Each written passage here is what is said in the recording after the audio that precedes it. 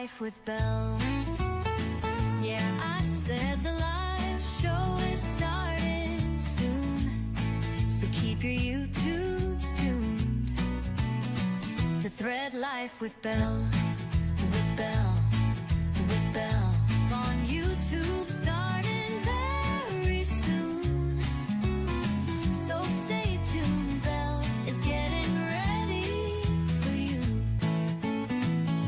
Quilting, teaching, sewing, making lovely things. Come on and join us. It's almost time for Thread Life with Belle. Yeah, I said the live show is starting soon, so keep your YouTubes tuned to Thread Life with Belle. Thread Life, Thread Life, Thread Life, Thread Life, Thread Life, Thread Life with Belle, starting soon.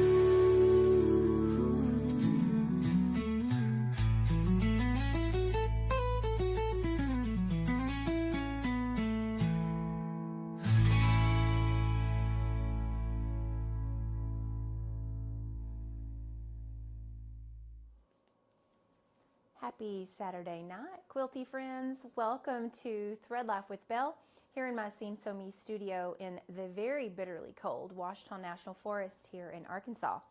Quilt Husband's doing a sound check. He'll be over here in a second. Welcome back for episode 3 of Quilt Husband Learns to Sew. So I see some familiar faces here. Hello, Brenda.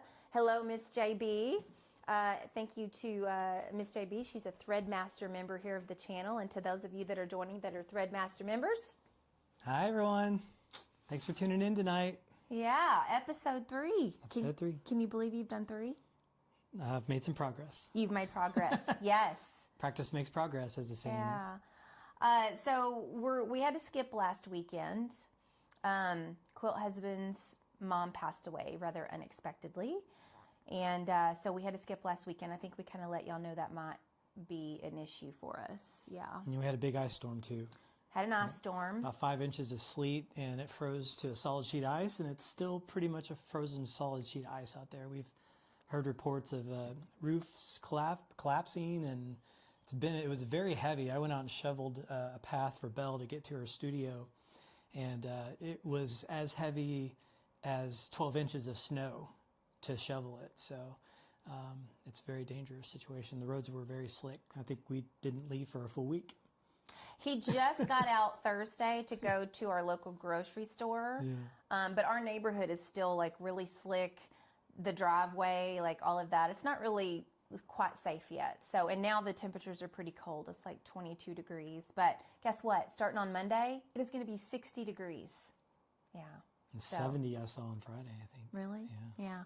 So a huge thanks to you guys. You guys sent us all kinds of messages for Quilt Husband about his mom passing away. So we wanted to say thank you for that. Yeah, thank you all for your condolences. I really appreciate that.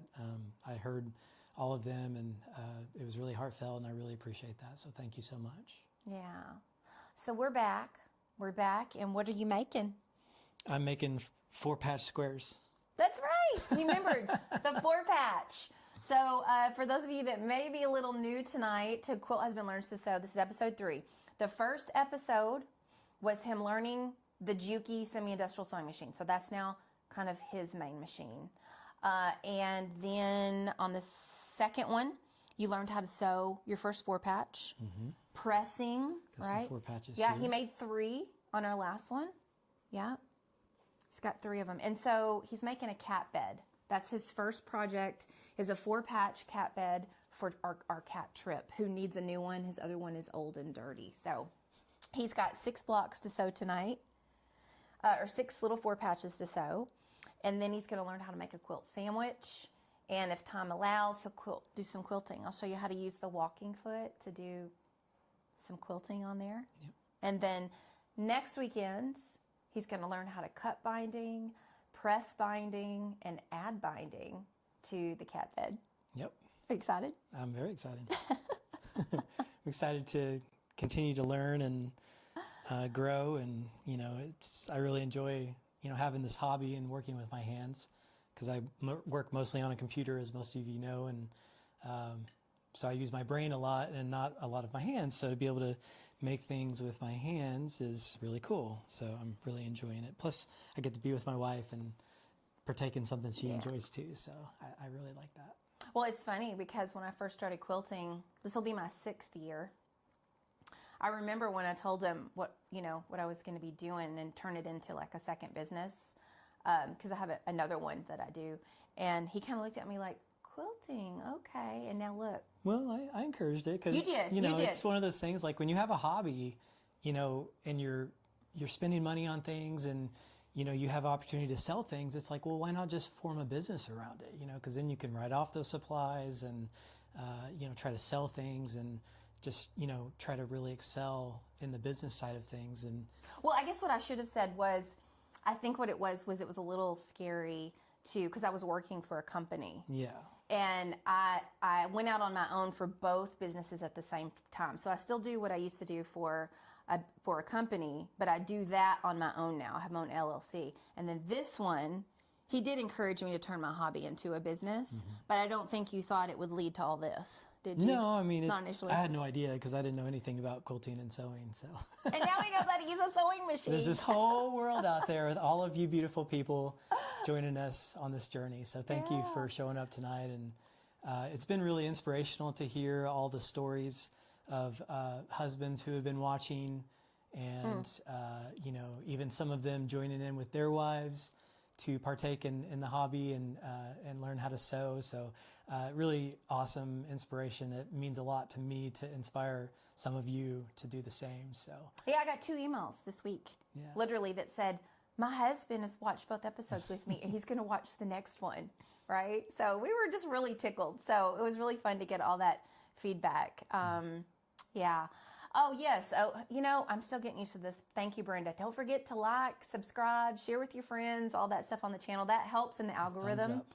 Yeah, the thumbs up helps this get pushed out, I guess, to other people. So we're having a good time with it. What else was I going to tell you? So it's been a busy, yes. This was the first mug I bought, Quilt Husband.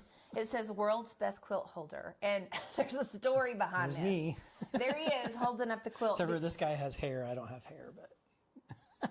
Well, I mean, when I would take my cover quilt photos and stuff, I would always be like, can you come hold it? And it's kind of tiring, it's holding it up when I'm trying to do all the shots. So I came back. No, I got that on Etsy for him, right? And now you've got your own special. Yeah, I use it every day. Yeah, he does. Yeah, best quilt holder for sure. I know. He is cute. But it's been a busy day today, so we decided to do this evening rather than in the afternoon. I was the presenter for the International Quilt Museum in Lincoln this afternoon, presenting on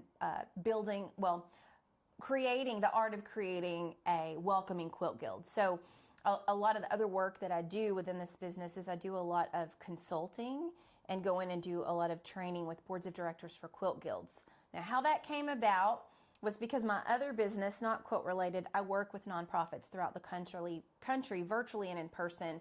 I do a lot of training with boards of directors and also with staff of nonprofits, strategic planning, succession planning, and I go in and really help also when they're having problems. And so when I got into quilting, I quickly learned the nonprofits in the quilting world, which are guilds, they also struggle. So that was a big thing this afternoon that I was doing. So I was like, I need a 3-hour break before we do Quilt Husband Learns to I call sew. Belle a professional head knocker because she goes into places where there may be difficult people and people are having difficulties getting along, and she shows them all how to work together better so that the organization can function better. And it's amazing some of the results she gets out of that. Well, they get the results. They get that. You inspire them to get the results and help them learn how to communicate better. So she really does well at that. It really is. I find it really cool because I wouldn't be able to do that. Because he's a little shy. I'm introverted, so she knows how to control a room. I don't. Well, I think part of it is that I'm about harmony and peaceful relations and everybody loving each other and getting along. So for me, I love to see people thrive and succeed, which I don't know, may be kind of hard for some, but I really love when the end result is improvement and change for the better. So anyway, when I got into quilting, I realized there was a need for that. So I do quite a bit of that. So anyway, needless to say, we had International Quilt Museum. It was called, let's see, I'm forgetting the name. It's already been a long day. It was like a reunion of last year? It was about a year and a half ago I did this, and I did like a long kind of 1 hour one. And so it was like a reunion in which I came in just to focus on how do we help new people feel welcome whenever they are coming into a quilt guild. And so we did that. I did that today. So I've eaten, I've rested, I've had coffee. I'm having tea now, and now we're ready to go live, and then I'll have a live again tomorrow afternoon. We'll be doing the Fat Quarter by the Dozen quilt along. So on the 1st and the 15th of every month, for those of you that are doing that, we'll be making our second block together tomorrow afternoon. So feel free to join us. What else we got going on? We wrote a bunch of things down. I shared a book with Quilt Husband because y'all know he wants to learn to eventually to sew me garments. Okay. So this book called All New Savvy Fabrics is an excellent book. What was it? It came out, how long ago was that? I think it was fairly recently, actually. I was surprised at how recent it was. Yeah, let me the copyright's 2017. Okay, so it's not that old. And I'd taken a serger class. Was it a serger class? No, I took a cover stitch class. We'll do the overhead in a second. Okay. And we'll show them. It was an online cover stitch and serger class when I was recovering from like a second hysterectomy surgery last June. And this book was suggested, and it is every possible fabric you could sew with, what feet to use, what thread to use, what to be careful about and all that. So he spent a little time looking at that to see how different fabrics are a little more tricky than the cotton we're working with. Very extensive, yeah. There's a lot of details in here, which I really appreciate. We'll put it here on the overhead, but I don't know if you'll be able to see because of the glare. But turn it down a little bit.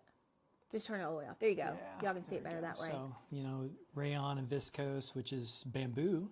They make bamboo batting? Satin. No, I didn't know that. Yeah, bamboo batting. So, it goes over, sewing tips, what it's suitable for, the garment says suitable for, pre-shrinking, layouts, marking, cutting, interfacing, what thread to use, what needles to use, your stitch length, your presser foot, the seam finish, how to press, top stitching, closures, and hems. Such an awesome book. I was just amazed at how much detail there was in this book. The author is Sandra Betzina. Sandra Betzina. And if y'all don't have this book, I highly suggest it because it's been super helpful to be able to go through. Yeah, both of us. Because I'm just getting into garment sewing, and eventually he will. And there's so much. Just every fabric possible. So I'll definitely be referencing this book for sure. And I got a little bit of a reality check myself when I was researching fabrics. I was like, today I'm going to research fabrics, and I'm going to find some fabric for Belle to sew when I start sewing garments, and I wanted to have some idea of where to get the fabric. So what was that website? Mood Fabric. Mood Fabrics, yeah. And that was just the one I started at. And it was leopard print. Yeah, but I was looking for high quality fabrics like Pima cotton and wool. And I just got a reality check when it comes to prices because I was like, $18 a yard, that's not bad. I'm thinking 1 yard will do a garment. And, I found a pattern for a skirt and I'm like, okay, let's look at how much fabric's going to be required. It's like 3¼ yards. So I do the math on it. I'm like, that's almost $100 skirt. And I'm looking on eBay. I'm like, there's a vintage Pendleton wool skirt for $30 and $90 to make it. And you better get it right the first time. Now you know why I mainly quilt. Yeah, I understood why quilting is, I think, more economical than garment making because that fabric is expensive. So anyway, I got a reality check on that. And so I appreciate how expensive and I told him, I was like, you probably are going to want to pick things to sew for me that are a cotton lawn, maybe a linen blend, initially. Yeah, it's cheaper. Yeah. Plus, he's got all my fabrics to sew with. Like, he's got my bolts of fabrics over there. So it's like, you know, we've got the fabric. Yeah. So I was just exploring like the nice fabrics. And they're quite expensive. So reality check for Quilt. Quilt Husband's learning a lot besides just sewing. Not friendly to the budget. Not Brenda. friendly to the budget, Brenda. You're exactly right.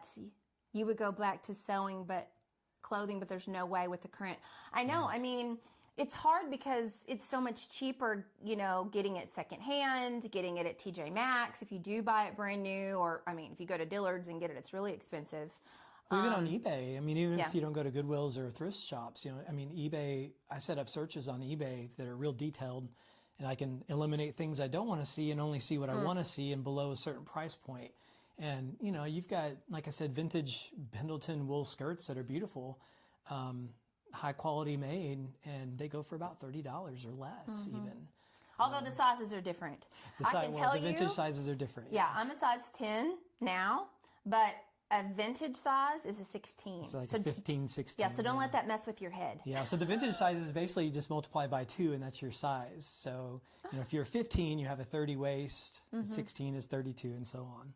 But somewhere along the lines, they decided to change to where they're like meaningless, I guess. And so I think they call that vanity sizing. Yeah, they do. Yeah. So Miss Bryant mentioned that quilt making is less stressful. I would agree. Yeah. Let me show you what I made last Sunday. And this is the second one to make, and it was a little stressful the first time, but not overly stressful. So this is the Hestia apron. So By Jane Klaus. Yeah, Jane Klaus. This is her pattern, Jane Klaus, and it's called the Hestia apron, and that's a Greek word. So I made this for QuiltCon. It's going to be my QuiltCon outfit one day. Now, I will have clothes underneath it. I'm not just going to wear this with my booty hanging out, but I'm just going to wear like, you know, like a black top or leggings or something, I don't know, with it. But this is going to be one of my outfits. So it's got a little pocket here, and then I did embroidery with my embroidery machine, but it's an absolute darling pattern. So I'm slowly like getting into garments, but it can be stressful. It absolutely can be stressful for sure. So and if any of you guys are going to QuiltCon in 2 weeks, we'll be there. And stop by the Benartex booth. I'll be there doing demos all 3 days. Yeah, clearance racks are a great place. I used to go clearance rack shopping with my mom. Back in the day, we'd go to the mall and we only shopped the clearance rack. Sometimes they would have like huge weekend sales where they'd bring all their clearance stuff out of the store and put it out front. And, you know, we always tried to shop thrifty in that way. That was before like you could find a lot of stuff in, you know, thrift and Goodwill. But yeah. Pretty much most of our dress clothes have come from Goodwill and thrift Yeah, stores. we love to do. That was our first date, was thrifting Got together. the shirt at Goodwill. Yeah, we find some good stuff. Yeah. It's like the thrill of the hunt. Yeah. So they have one we haven't gone to yet in Little Rock. You can go in, and it's like the headquarters, and they go by weight. So you can leave with like this huge basket full of stuff, the bins. Yeah, you dig, but you got to dig. You're gonna have to dig. Yeah, because it's mostly leftover stuff that they haven't been able to sell. So you know, you might have to dig a little harder to find good stuff. Now I will say we are high maintenance thrifters. Now what I mean by that is we look for the high end name brand stuff. The quality. That's yeah. and I good say fabrics that too. I look for quality fabrics. Well, and that's usually what that means. Like I've got some. I bought brand new cashmere sweaters, the Pendleton wool skirts. So, you know, I think you have to be selective with that. And there's some stuff we'll get with the tag still on it, or it's barely worn or whatever. So it's fun. Yeah. And I'm sensitive to polyester too. I really don't like polyester. I, for some reason, build up a huge static electricity reaction with polyester, and it's so bad. And I That's walk not around just our energy that when it's yeah, that's it. it's yes. So I avoid polyester whenever possible. Really, always go for cotton and high quality fabrics. So yeah, and being selective too. That's true. Just finding what we need. That's true. Yeah. All right, you ready to get to sewing? I can't wait to see if you remember everything you learned from 2 weeks ago on how to sew a 4-patch. It was 2 weeks ago, so I might have to get a refresher. Okay. I'm here for you, baby. Okay. You can do this. I can do it. I believe in you. Okay, well, let's get to this. So you've got, I got everything prearranged Yep. here. I took a picture of it as someone suggested. I think it was so Brenda. Brenda, I think, suggested that, yeah. And so I you got did. everything aligned. And, you know, if I were doing this for a quilt or something, I would have spent more time, I think, organizing these colors, maybe in a better structure, because I think they're a little sort of out of perfection, I guess. But for a cat bed, it's okay. I'm going to let perfection go on this one. So. Good job. I'm a recovering perfectionist, I say. Let it causes go. a lot of Let it anxiety. go. Right. Cue in Frozen. Yes. Let it go. Yep, let it go. Okay. So, do you remember what to do with this? Studies are in process right now on the negative effects of polyfabric on health. That's interesting, Brenda. I'm not surprised. It's plastic. It's plastic, yeah. It's made from petroleum plastic, and that's exactly what it is. So, and it's funny because you'll see polyester marketed as like a high quality material. You know, whether it's like heat. You know, it retains heat, or they give it these fancy names, and all it is just plastic. So it's just kind of silly. So I really try to stay away from it. I feel those effects for sure. Oh, and before we go any further, y'all hang out to the very end because I'm giving away a new pattern. This actually launches at, technically it launches at Quilt Market, so it'll be hanging there. This is my new Montgomery ribbon pattern. I don't know if you can see it very well with the light. Turn it down. But I'm going to give away this pattern. So this is a new one. It uses my new collection. So hang in there. We'll do a drawing tonight so you can get this before anyone else has it. All right. I just actually loaded it up on my website last night, but you're going to get a paper copy. So hang in there and we'll draw tonight for that. Okay. All right. And also shout out to our thread masters for all your support. We really appreciate you guys supporting the channel. Thank you so much. Yes. It's fun to interact with you guys. Yeah. Okay. Thanks for joining us. You ready? Okay, I'm ready. Okay. Let's do it. Do it. Okay. Remember what to do? So I'm going to take my squares and put them on the design board over here Okay. in the same order that they are. Yeah. And then, One of my guild, my guild president, I belong to a guild in Little Rock. And I don't get to go to the meetings very often because it's like an hour and 45-minute drive, but I go to the retreats. And this was a gift from her this last fall. She made those for all of us. Wasn't that really sweet? Cindy. got a nice little border on Yeah, it. Cindy made those. So now it's he gets to use it. It's made of felt, so the fabric sticks to it easy, so you can hold it up like this and vertical, and it'll still stay on there. Ooh, almost. Unless you flip it totally around. Yeah. But you can hold it straight up. All right. You Okay. ready? Okay, I think so. All right. Okay. So step one is to butt them up. Butt them up. I like that. That's the good name. that what it's called? You lay right sides together. Right side.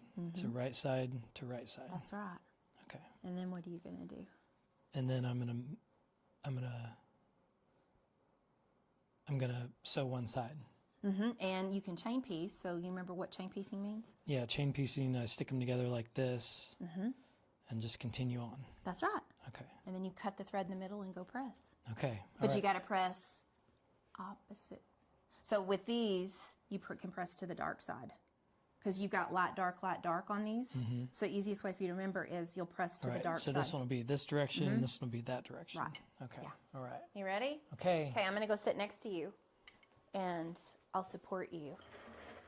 I'm going to try not to say anything and then you just let me know. Did it come undone? Okay. You just let me know if you need me. Okay, quilty friends, here we go. All right. So first things first, I'm threaded here, but I need to raise this up and pull it back like that. Get plenty of on there, and then I don't need to pin it. You don't have to. Yeah, I just need to get it matched up here. So it's matched up, and then get this one ready. Because I'm going to chain piece. Chain piecing kind of makes me nervous a little bit because it's like I feel like there's more room for error. Well, you actually don't grab this one till you're done sewing that one. You just leave it over there. Okay. Yeah. Okay. All right. So Everything's threaded, everything's set. So now I just start sewing, right? That's right. Okay. All right.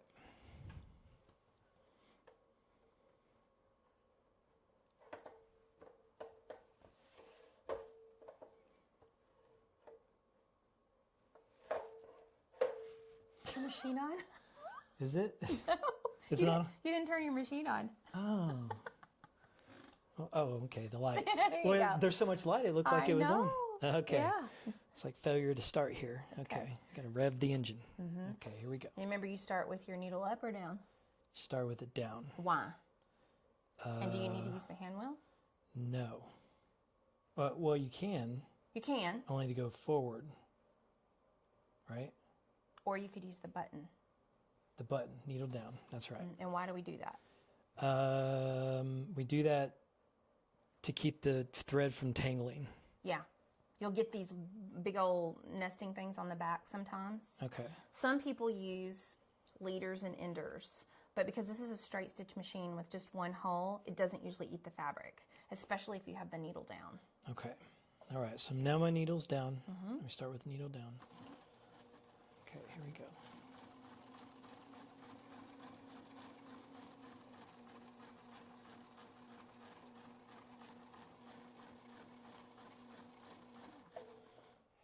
And then I can get my second one here.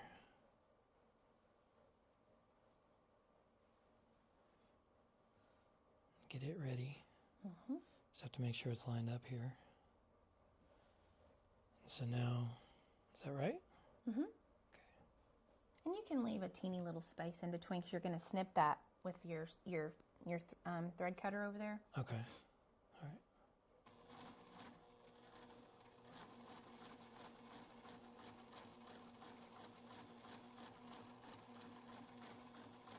This might take several hours. There we go. Slow and steady wins the race. It's true. It's true. Okay. So now, needle up. No. Oh, cut. So needle down. Well, it's okay. You don't have to put it back down, but you would cut it. Cut it brings it up. Yeah. Okay. Okay. All right. So now, use my little cutter thing here. If y'all can see the cutter. You know what those are? Those are my old rotary blades. Okay. So this little gadget over here is helpful when you do a bunch of chain piecing. You just like, if you've got this long chain, you just Okay. and it cuts them all. We can get our tablet set up. Oh, okay. I guess it didn't turn on. Yeah, we got I'll turn the tablet on because that way we can see the chat. Yeah, we can't see the chat right now, so sorry about that. That's okay. I'll fix it. Okay, now I'm ready to press. Okay. Yeah. Okay, I'm going to go over to the pressing station. Switch the view, and I'll let Belle get the channel set up, and I'm pressing. Hey, Faith. We got a new person tonight. She's new to the channel. Oh, hey, She's in Faith. Delaware. So, Faith, I literally was just looking this afternoon after I did that presentation for the International Quilt Museum at the Delaware Quilt Folk Edition. So, I don't know if y'all get Quilt Folk, but your state was just featured, Faith. Welcome. We're glad you're here. Don't forget to subscribe. And Annette Parsons is here, and Hey, also Annette. Elsa. Yeah. Elsa's back. I And remember Elsa's Elsa. back. Okay, All right. Belle. Okay. I don't remember. I bet you can. I Is- believe in you. Is it that? That's not it. No. Let's see. Do you remember what set the seam is? Set the seam. Oh, boy, We why definitely am I have to do this forgetting? weekly, don't we? Yeah. That's all So right. first off, I do that. Press that, right? Close. We got to set the seam first. So put them like that again. And setting the seam is when we warm up the seam Okay. and the threads, and then you just kind of finger press it a little bit, and then Okay. you'll press it like that. Okay, so set the seam and then press the seam. Yeah, right that side warms up the seam there and the threads to where it opens up. And I usually just kind of use my fingers like this. And that really kind of, because if you get fabric caught up in the seam, like say it's bunched over like this, they're not going to be even to connect to the next blocks. You're going to lose fabric. So that helps you with that. And then of course you want to give it a starch. Good and flat. Starch this way. Give it a just, it kind of mists out, yep. And I'm a starcher before I cut and a starcher when I'm piecing. And I find that it makes your fabrics firmer for better piecing. Okay, so now that's already pressed dark side. So that's done. That's done. Okay, all right. A little refresher here because I was forgetting. Okay, so first we set the seam. And just remember for this one, because you have lights and darks and they're alternating, you just always press to the dark side for this project. Okay. For this project. If you had two darks together, then you would have to just remember to do alternating sides. So it's basically like the dark is always going to be at the top because that allows the press to come to the dark side. Right? Well, not always, but for this project, because you've got a light and a dark. Right, And for this this is one. rotated, yeah. Yeah, okay. I'll just use my fingers to flatten that out and starch. And then press.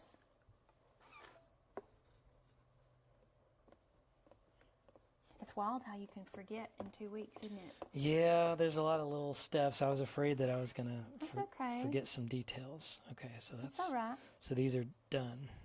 Let me get your design board.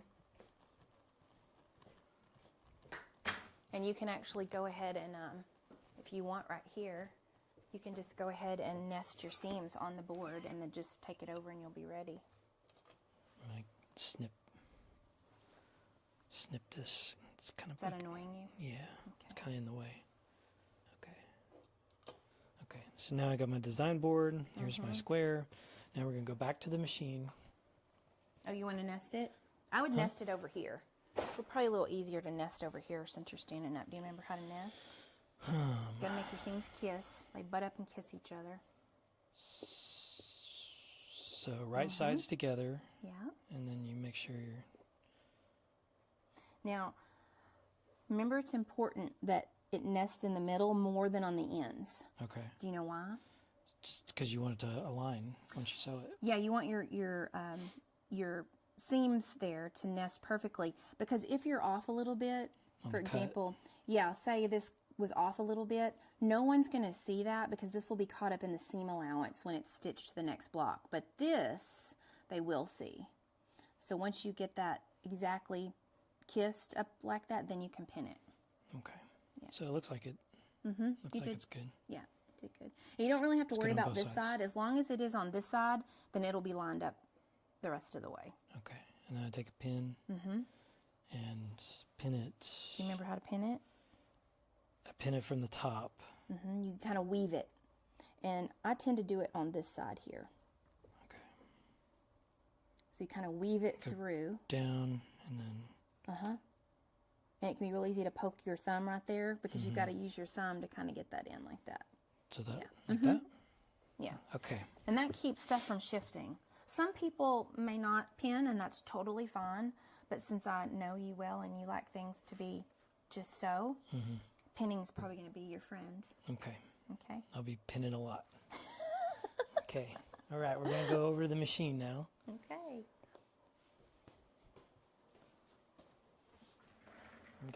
We got our chat here. Leave your Do pin. you use steam when you press? I think it steams automatically, doesn't it? The steam is on. It kind of naturally puts out a little bit of steam, but there is the button to make more come out if you want. And so sometimes you might want to steam if you need to get really, really flat. And I also have the clapper. So sometimes the clapper will lay on top of your seams, especially if you've got thick seams. Yeah. So I'm sewing this direction.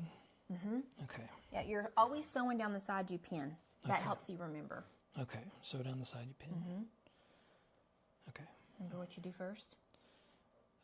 Lower the needle. There you go. Okay.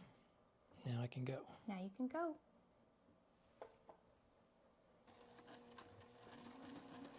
You're so funny. You knew the machine was turned off. I did. So I was telling everybody, I was like, the machine's not on.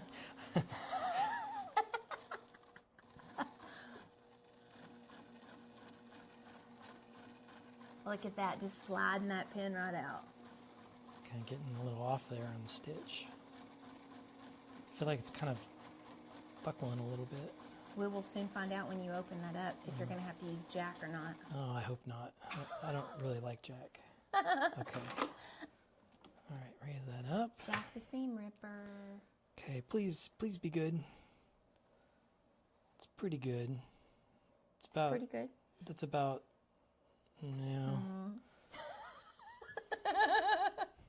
It's not gonna work, is it? It's up to you. This is your project. So you've got to know, is that going to annoy you every time you look at it? Or is it like, you know what, it's good enough? The camera probably can't see the detail of it. It's about 1 millimeter off there. Gosh.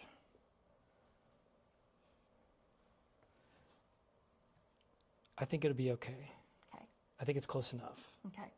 It's not perfection, but it's close enough. All right. Okay. All right. I support you. Whatever Okay. you decide. All right. Because it won't mess anything else up. No. Okay. It's just something for you and Tripp to look at. So Tripp will be laying on that part right there. Oh, wait. Are you done with that? Oh. So now I've got to press it. This is why you're doing 6 of these tonight. Yeah, I am totally blanking out on. Well, honey, we did have a lot of stress. Yeah, The last 2 weeks have 2 been weeks stressful, have been very very so stressful. Give yourself a break. So first is Set the seam. set the seam. So make sure it's flat. No. Remember, see this one? Remember, you're going to be pressing it open. Oh, but I want to. Okay, so I set the seam. Actually, you know what? You don't set the seam since you're pressing open. Sorry. Since you're pressing open, you don't set the seam. Just turn it over. Okay. Remember, I told you to turn it like this. Use your finger to get it going, and then the iron comes behind it. Okay. All right. Do I starch it? No, just on the front. Okay. I mean, you could, but really the front is the most important. I think it might be wasting starch otherwise. But you know what? Everybody figures out their own method. Like some of us have little weird things we do that might be weird to other people, but we really like it. So, you know, I as can you do understand this that. more, you'll be like, I do this thing, and this is how I like to do it. And don't let anybody tell you that that's wrong. You know how I feel about the quilt police. Yeah. I don't like them. Okay. So now then I'd starch this side, right? Yeah. Okay. Very nice. Tripp's going to love this cat bed. He My will. dad made me a new cat bed. Especially with the wool batting in it. It's going to be nice and warm. Yeah. Okay. There's the press and there's the square. So you can see it's off just a little bit right there, but that's okay. We're gonna let it go. Those things keep us humble. Yeah. Yeah. Gotta let perfection go sometimes. Okay. So there's that completed one. All right. And now let me get my design board. And I'm going to do this orange one here. We'll see if I can remember all these steps that I was just shown. Yeah, I'm sure by the time you get to Oh, definitely this by the one, time. you'll be like, no problem. You'll Right. be telling stories. But then it'll be done, and then I'll have to remember again next time I do something. Right, which is why you probably need to do this more than once a week.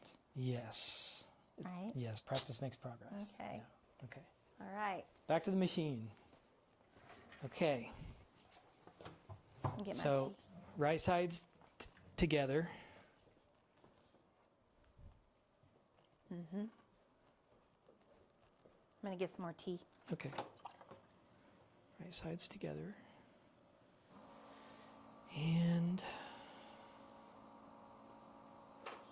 make sure I can get them lined up here. My fingers are so thick and chunky that it's hard to grab small things sometimes. I think you have small fingers. Well, He has nice hands. He has clean fingernails and toenails. kind of need to trim them. He a doesn't little have bit. like scraggly. Okay. So I think that's good. And then I'll have that one ready. So that's off just a little bit though. Okay, Sometimes let's get that on means this we side. didn't cut it perfectly. Okay, But that's just okay. remember, as long as it's within anything that happens within 1/4 of an inch will get hidden Okay. when we sew it to our next block. So in a sense, blocks can be a bit forgiving. Okay, so I'm gonna put my needle down and sew.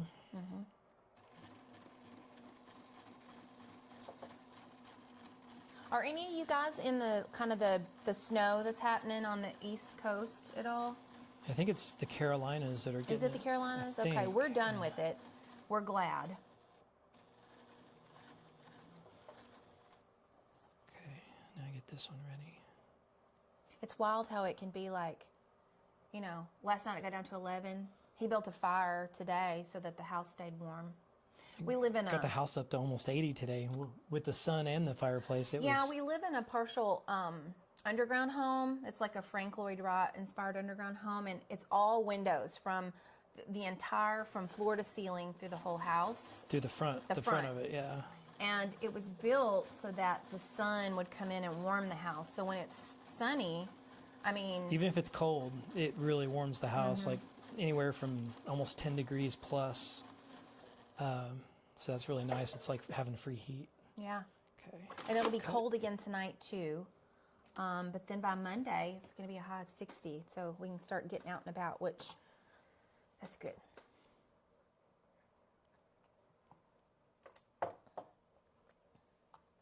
Okay. Okay, so now these are ready to go press. Okay.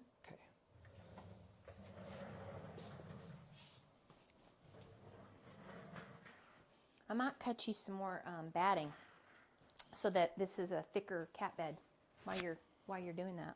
Okay. You just holler if you need me. Probably. I'll stand over here by you while I'm looking at the batting. Okay, so This is wool. first is I set the seam. Just heat it up. I might need to add some more water. I do. I need to add more water to that.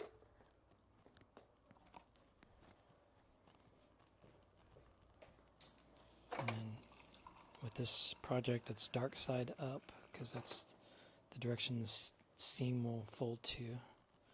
I'll wait for Belle to put in the water here. You might have to talk a little louder. You have such a sweet, I'm sorry. calm voice. Yeah, if I'm talking, I did raise the volume of our voices a little bit, so hopefully we can be heard. I talk softly, especially when I'm in a quiet environment and, you know, it's relaxing and. Because it's really relaxing out here in Belle's studio. Yeah, it is. And so I just, you know, I tend to talk quietly. So There you go. it's just, it's hard for me to, I almost feel like I'm yelling when I talk normal, I guess. Like if I try to speak up, it feels. He leaves that to me to talk loud. It feels, I leave it to the extrovert. Okay, so now I'm pressing the seam. That did get cut a little off there. And then, so once I press the seam, then that's it. That one's done. Okay. Set this over here. Let's see if this Set there so y'all is can thick see it. enough. It is. We can do 2 layers. So he can have a really warm cat bed. I've got more batting over here. I guess he wouldn't mind that in the summer either. No, because wool can be cool or warm. You can?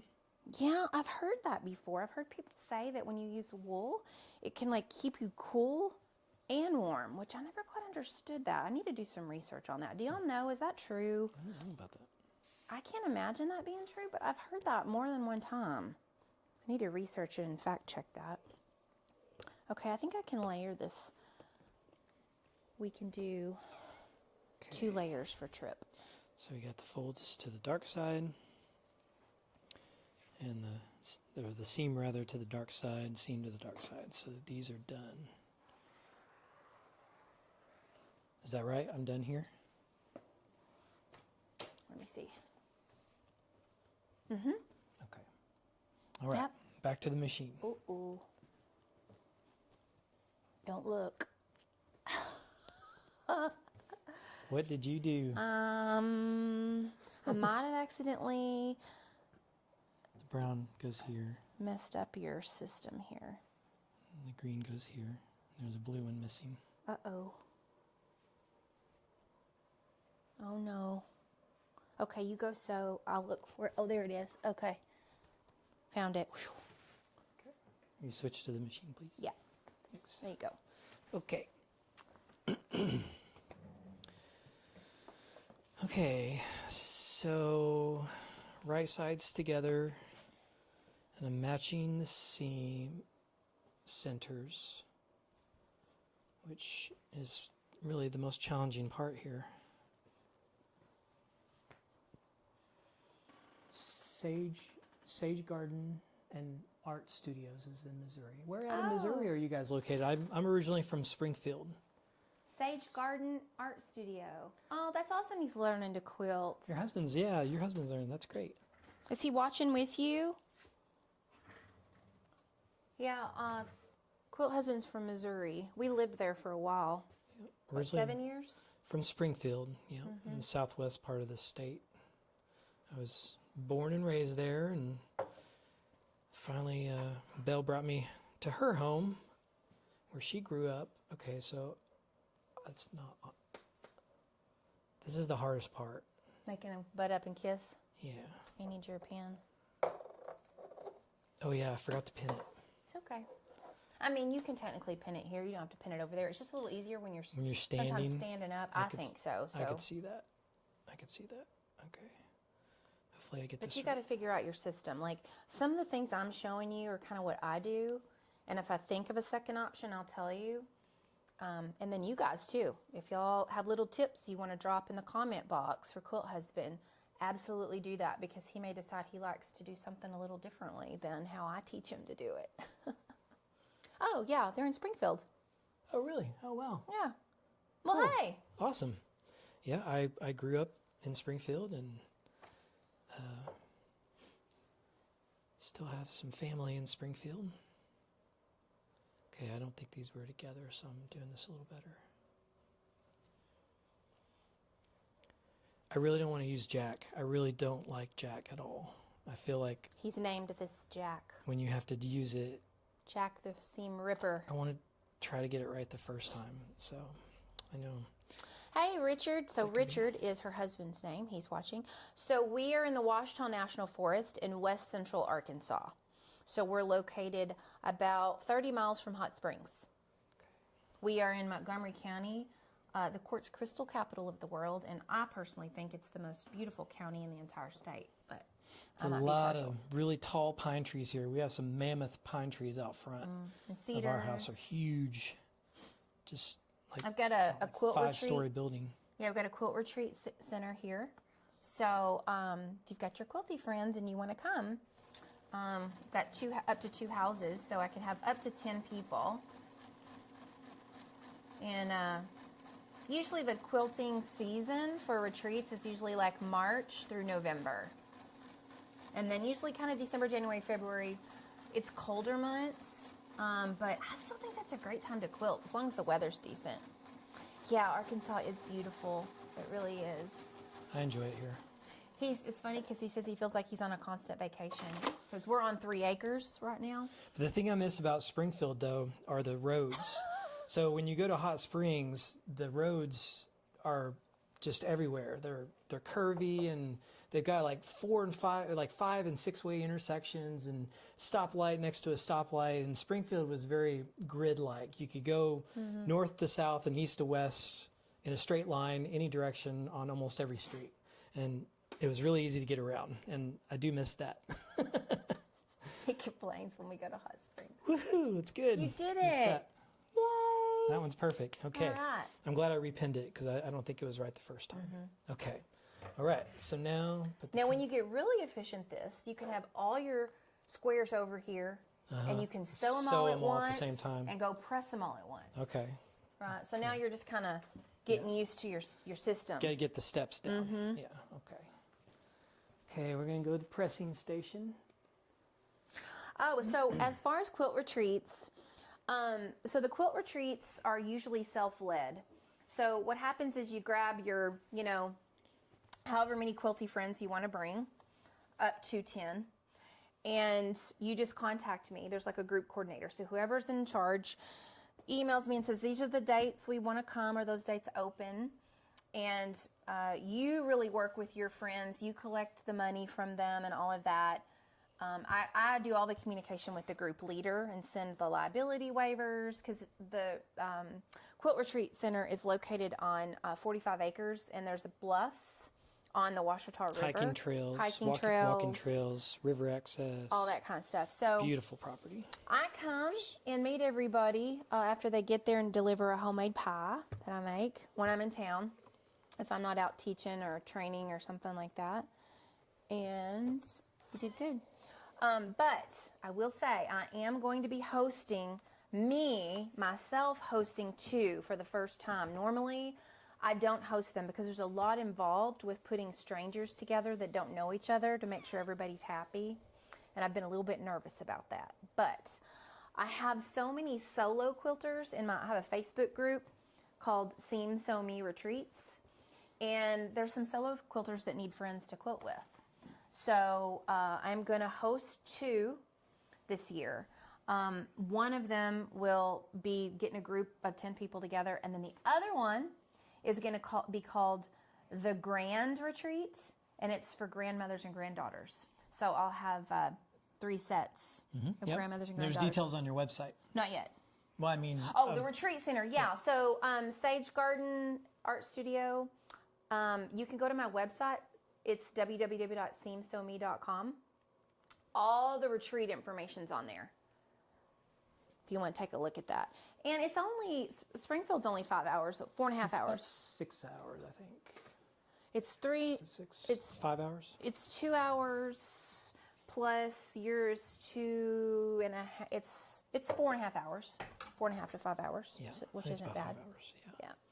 Okay, so right sides So a lot together. of people from Arkansas and then the surrounding states come because they can drive within 6 hours or less. So Texas, Missouri, Tennessee, Oklahoma, Louisiana, Mississippi, typically.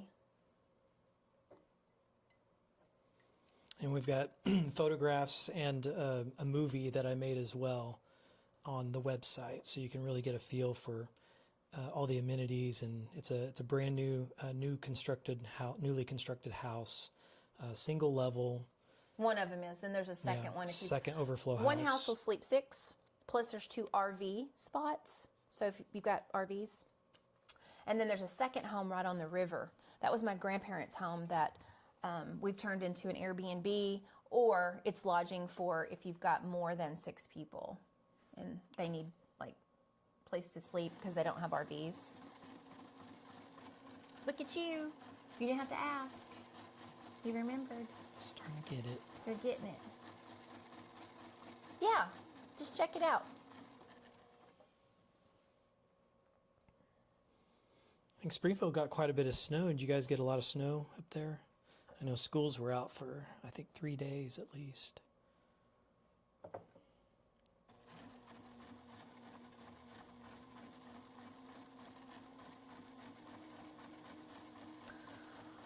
I think the main thing I mean about winter, I don't mind 2 snows, but this was different. Like, we get snow usually, but this was sleet. This was, for like 5 inches of sleet. It was like 5 inches of sleet, and then it all just kind of compressed into like ice. Sheet of ice. Yeah, and there were building roofs that collapsed and all kinds of stuff.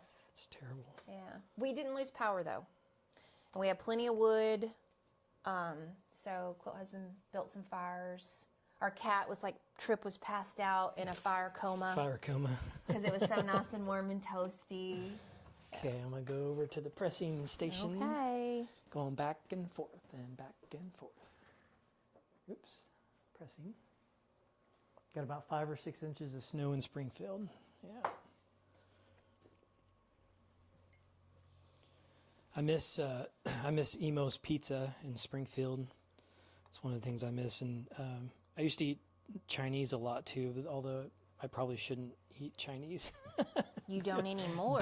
He's lost 40 pounds. Yeah, I've lost 40. It was bad for me, so Chinese. But well, we don't really have. Can't really eat out here. Much. Yeah, there's no Chinese here. We have one Subway, a Mexican restaurant, a pizza restaurant, a cafe, and that's really it. That's it. Yeah.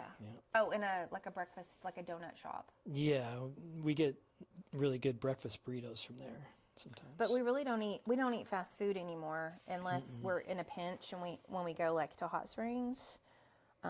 We've basically cut out. Chick-fil-A is about the only fast food we get. Yeah, because everything's cooked in peanut oil.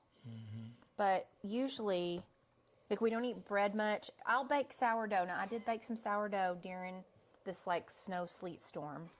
But we don't eat bread much anymore. We cut out sugar quite a bit. A lot of protein, a lot of fiber. And that's helps get the weight off. Okay. So now I'm just pressing out the seams here. I think I'm starting to get this. You're getting the hang of it, honey. Every time you walk by this cat bed, you're going to be like, I made that. I did that. That was my first project. Okay. So now... Do you want to nest while you're standing here? Oh, yeah, nesting. That's right. Yeah, so I get a pin. Right sides together, except for... needs to be like that. Opposite colors. Okay. That's right.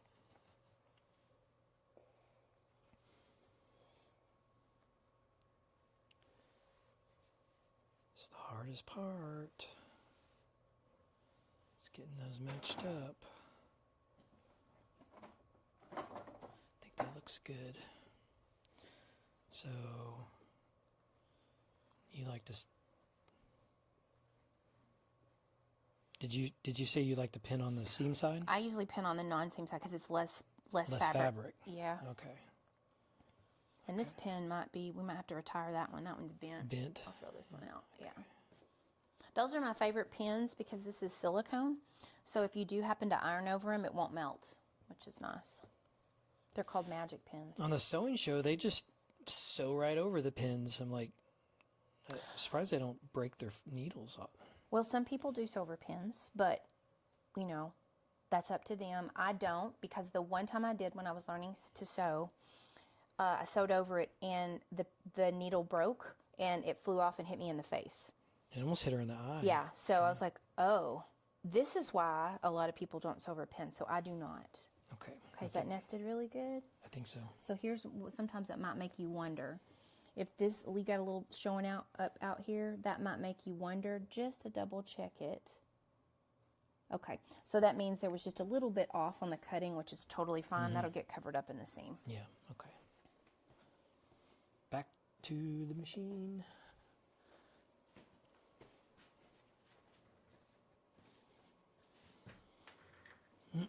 Yeah, eating out is expensive. It really is, and honestly, like making stuff like at home, not only is it cheaper, but like, I mean, for me, like when I bake, it's all from scratch.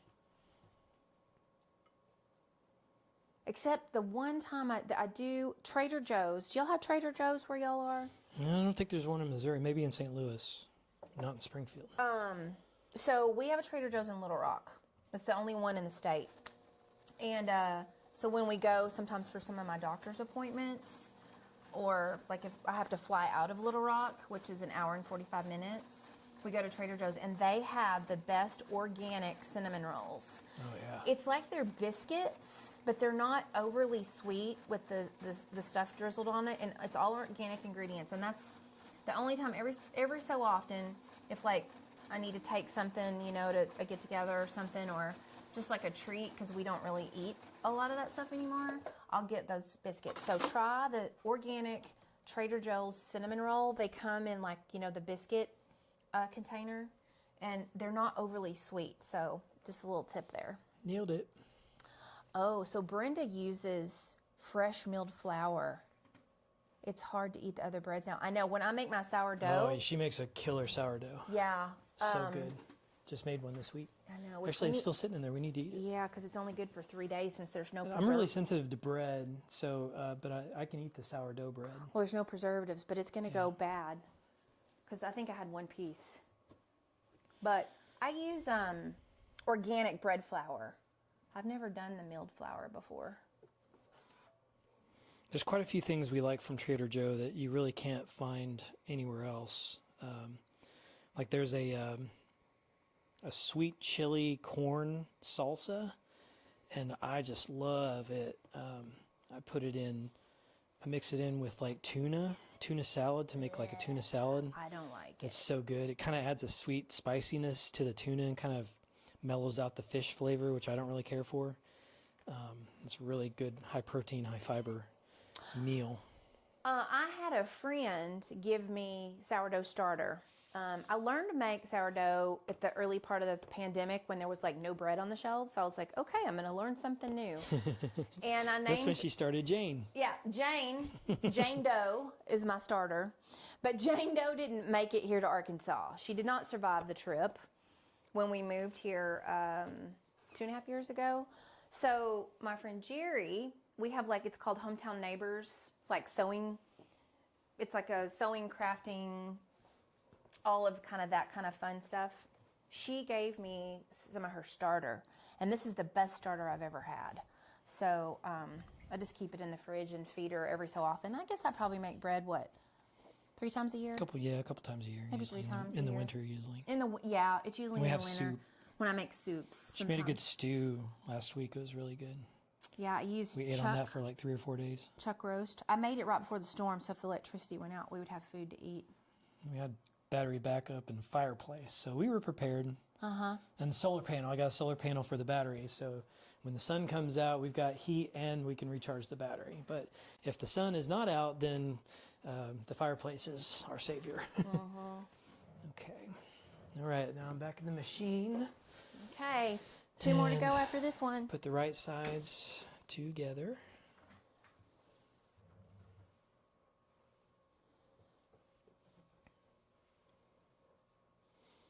I enjoy being out here with Belle. I like that you like being out here with me. Yeah.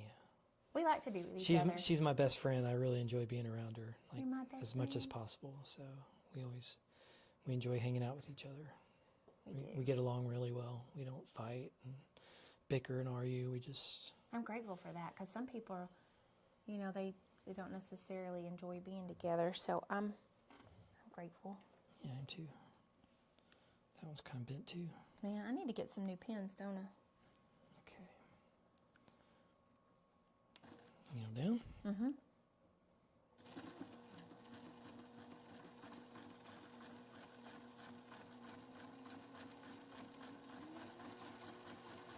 Does this machine feel kind of like tough compared to my other Juki?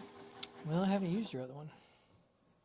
That might be a little eventually when you do garments you might need. Yeah, to do The zipper, fancy like stitching yeah, and stuff. well, to do the Feet. buttonhole and all that, yeah. Special, Mm-hmm. the special feet. Is this? Yeah, that's correct. Mm-hmm. Go a little faster. Oh, that's sweet. She said her and Richard are the same. They like to be together. Yeah, It that's helps, wonderful. doesn't it? We both have been in past relationships that were a bit traumatizing Difficult. and difficult and not enjoyable to be together. So we're grateful. All right. So now I'm ready to press. Back to the pressing station. I can see why people would want to just bulk up and Yeah, you do. I mean, ultimately, you could take all these over there. I could stack them up. You know, that's what I'll do. I'll go stack these up for you over there. Okay? You know? You don't want me to mess with your system? no, yeah, Okay. just let me do All one at right. a time for now. Okay. All Yeah, right, honey. Until I. All right, my in charge. Sorry. Belle's an in-charge personality type, and I am a chart-the-course personality type. So we are a good match for each other because in charge is they want to get to the end, and they see the vision of what comes at the end, and they come up with all these great ideas, but they don't necessarily stop and think about, well, how do I get to that point? And me as a chart-the-course, I'm like, well, you have to do this and this and this and this before you get there. Mm-hmm. And so we work well together. Yeah, we actually use that language. Is I'll be that like, Brene Brown? Is that what that is? Brene No, Brown's that's system? my certification in the inner strength Inner strength. Yeah. curriculum. Okay. Yeah, I do a lot of training with staff and groups and companies and businesses and stuff, and we go over personality preferences, interaction styles, motivation styles and stuff. So we actually use the language here, which really helps take the frustration at times out of things, because if you use that framework in that language, rather than couples fussing, he can say, babe, okay, I know you're wanting to do A, B, or C, but have you charted the course? Because if you just went right along with me and we didn't chart the course like we did when I decided I was going to have like charcuterie boards out of granite. We did dumpster diving and I would make charcuterie boards and I wanted to sell them at a flea market. So I rented the space. I was like, let's go to Lowe's and get the boards so you can build me shelves and all that. So he just goes along with it. We get to Lowe's and he's like, do you have the measurements? No. Do you know how big the booth is? How big's no. Okay, let's go back and chart the course. How deep is it? How deep are your charcuterie boards? You know, all these things, and yeah. So we pair well together. Yeah. Or you will get stuck in a hamster wheel. Yeah. And so I'll have to be like, okay, let's make progress. Let's get on with it. Yeah. Okay. It's funny, personalities, isn't it? Like. Yeah, and you know, we've looked into like the MBTI personality types, and that was something that we kind of did when we first started dating and talking to each other. And I'm an INFJ or an INFP. I kind of vacillate between the P and the J. And then you're an ENFJ. So she's the extroverted version of myself. Yeah. I'm the extroverted version of him. I should have pinned this.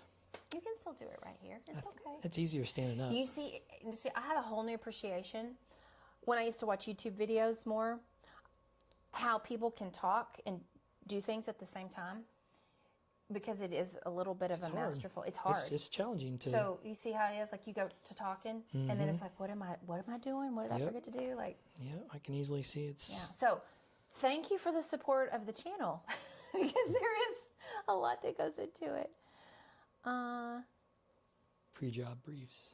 Oh, you started a YouTube channel? You've been fighting viruses. Oh, yeah, stuff's been going around. It really has. We've had quite a few friends 45 that were sick. years. So what are you do? Are you sewing together on your YouTube channel? We call that pre-job briefs. Lisa, we call what pre-job briefs?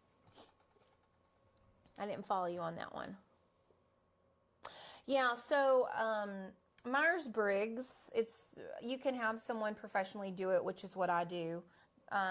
You can get online and do kind of the generic ones test. Yeah. and take a test, but it's not the official one, because you really kind of have to be guided through filling out the questionnaire correctly and being in the right mindset to understand the questions. But you can find those little free personality ones online, and for a lot of people, I know for him, he was extremely validated when he figured out what his personality preferences were, because there's 16 of them, and you didn't feel weird anymore. I mean, we both say we're a little weird. Yeah, in high school, I felt I was just different. I was different than. Huh? Okay, are you sewing on the right side? No. Okay, there we go. There we go. Okay. So I just, it was just, I was always kind of weird and different, and like, once I got to college, I took a management course, and we took the MBTI personality, and I came up as a INFJ, INFP, and learning about that, I was like, oh, this makes total sense now, and then to learn that it's a fairly rare personality type for men, it was like, it just all made sense at that point. I was like, you know what, like, I embrace this. So I learned to. Well, love being INFJs are different. only 1% of the population, right? Yeah, something like that for men, and especially more women are INFJ. Yeah. So. You were made for me. Oh, yeah. You're my person. You're my person. Okay. Hopefully it's straight. We don't want to use Chart jack. the course. You Okay. need to know the end result. Chart the course is about like planning. Good job. It's like the planning process is chart the course. Getting to the end result is the in charge personality. They like to like get to the end result. So sometimes me as an in charge forgets to really slow down and think about all of the steps involved to getting to the end. And that's where Quilt Husband helps me to kind of slow down and think through some things, especially if it's things I'm really excited about. I can get a little wound up and just try to just start doing the thing. We're frustrated. And then I'll get frustrated because I have to backtrack. Yeah. And he'll be like, did you chart the course? Well, sort of. Gotta make sure and press, not iron. There you go. Because if I You iron it, remembered. get it wrinkled. You can warp it. Mm-hmm. Yep. Okay. Very nice. Pretty square. Look at that. I'm getting it. You're getting it, babe. So I think we're on season 9 or 10 of the Great British Sewing Bee. Yes, and we're really sad because there's only 10 seasons, so it's gonna be over. We're gonna roll it back and watch it again. Yeah, I asked him. I was like, "What are we gonna do when we get to the end of the Great British Sewing Bee?" Because we've been watching this since what, October, November? I think several and months that's how now, he yeah. decided he kind of wanted to learn to sew. I really look forward to watching it. Actually. He's like every night he's in there. He's ready. Well, guess what? I come in because we don't have a TV in the house except in our bedroom because we don't really watch a lot of TV. But at night it's hard to kind of find stuff that's like you're not killing people or violent or all kinds of inappropriate stuff. And so I'll change it for you. We found the Great British Sewing Bee, so I was super excited. So he liked it, and I was shocked. I was like, oh my goodness, how great is this that my husband loves to watch this with me. And then the other night I went in there, and he was in there before I was. Like, he was in there ready to watch the show, and he found another sewing show. Well, it's a channel. It's a channel, a crafty channel on Samsung TV Plus. Samsung TV Plus. It's from our time, 8 to 9. So from 8 to 8:30. Central. Yeah, Central. From 8 to 8:30 is like garments. Well, they do garment. Yeah, it's a sewing show, and they sew garments usually. Because So we just watched it. Was it last night or the night before? We just night before, yeah, and last night. But they have different people on, and they are doing different things with garments. Like one lady was sewing a collar for a dress, like a square collar for a dress, and another was she made a tailored coat from fleece.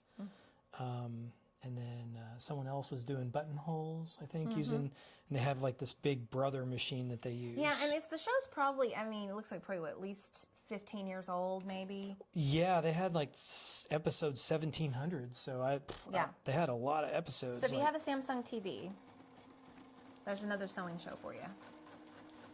But it's only on for an hour every night, and then it's on again at 7 a.m., so it's not like you can just sit there and binge watch it all day long. Like you can the Great British Sewing Bee. Right. I kind of wish they had that. But they have other crafty shows, too. They had, like, Quilters, National Quilter Circle, National Sewing Circle. Yeah, it's Crafty TV. Craftsy. Crafty TV. TV, I think is what it's called. Yeah. It's like hey, Richard and his wife are watching. They're up to season 7. Steven says, awesome. Yeah. Isn't it fun? Yep, they're saying you got perfect seams. They're cheering you on. Oh, thank you. And you doing good? Thank you so much. Esme and Patrick crack us up. Like, they're so funny. They're bantering on the Great British Sewing Bee. Like, and she's a little sassy. Sassy. She's a little sassy.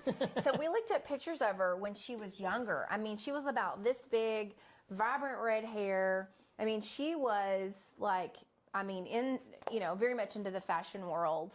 But it was fun to look at pictures of. She hung out with some famous people. Yeah, she hung out with David Bowie. Different. Share about one of her dresses. Mm-hmm.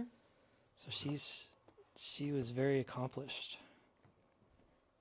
I just love seeing what they create, and they have all these different.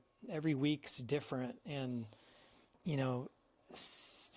just watching what they can make out of scrap fabric, even, and the patchwork ones where they have to do patchwork stuff. Yeah, or things that they get from thrift, and it's like, man, that's so inspiring. Like, that's the way, because fabric's so expensive. I'm like, how can I go to the thrift store and get fabric? Oh my goodness. Sage Garden Art Studio, what's your first name? So her and Richard, her husband, she said they're binge watching it because we recommended it. They're Awesome. up to season 7 already. Man, you guys are like addicted to it. Yeah. Because we only It's easy to binge watch. would watch, one episode Yeah, a night? we come in about 8 o'clock or so. Yeah, it's like an hour for one episode, but it's like a light through one potato or two. chip. You can't watch just one hardly. It's really hard because it's like we gotta go to sleep because we have all windows all down our house. when the sun comes up, like we start to wake up. Yep. So if we stay up late, Or if there's a full moon, it's bright. we still have to we wake up about 7. You're doing so good. Thanks. I think I'm in the rhythm now. Do you see how this is so therapeutic? Like when some people are stressed or, bad things have happened or happening, just creating and making just lets you zone out, and it's so therapeutic. Making lovely things. That's right. Make lovely things. It is nice.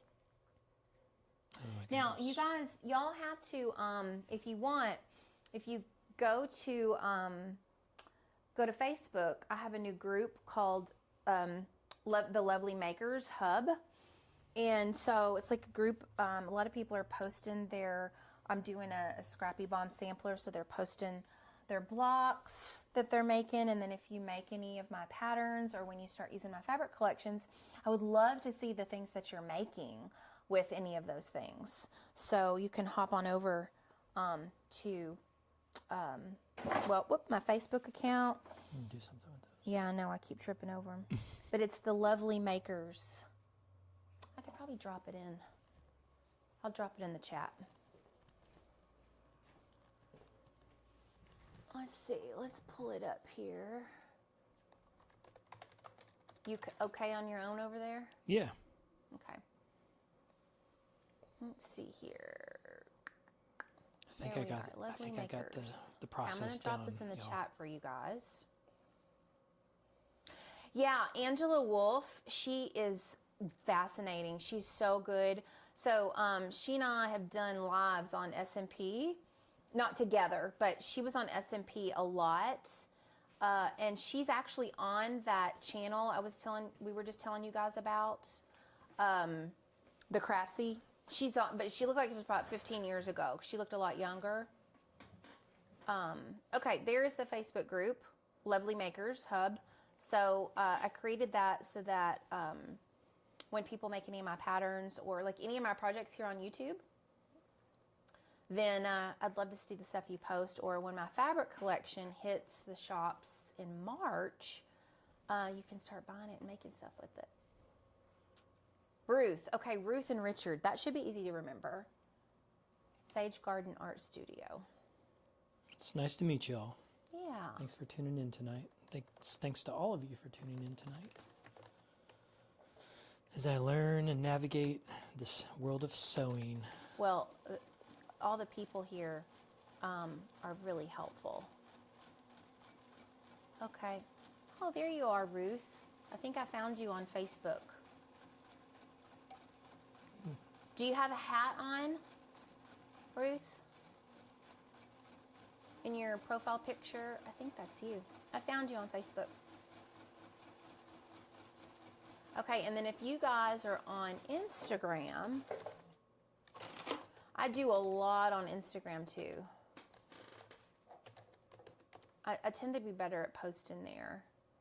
Let's see. Brenda says there's a free streaming channel, Made It Myself TV with Angela Wolf. Has a lot on it. Okay, yeah, because I like, it's nice to have a channel where you can just watch for hours if you want to, and if they have a lot of episodes, it's always different.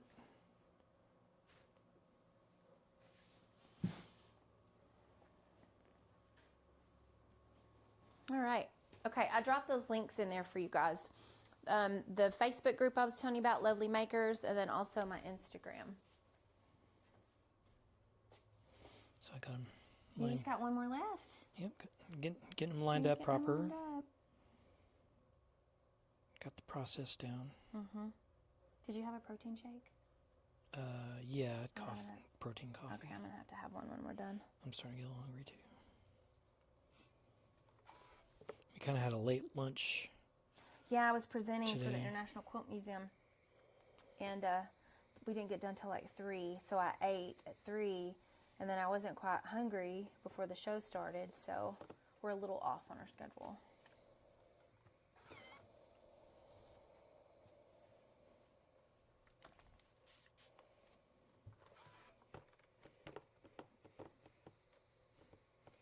So Quilt Husband will be going with me to QuiltCon in Raleigh in 2 weeks, and he's going to be Crazy. filming. It's 2 weeks away.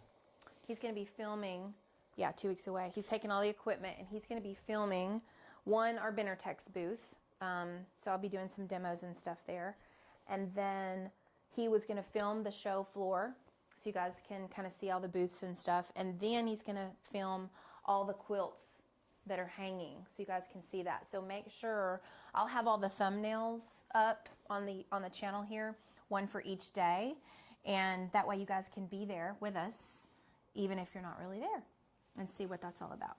It's going to be interesting because there's going to be a lot more people there than there was at Quilt Market. Is that? Yeah, Quilt Market's closed to the public. It's business to business. This is open to the public, and he's never been to a show this big before. He only experienced Quilt Market, which is like a fraction of the people. So It's going to be interesting trying to go around to all the booths with a camera, with so many people, trying to also get into the booths. Well, and he has such a tender, sweet, soft voice that we're going to have to make sure you have a microphone on.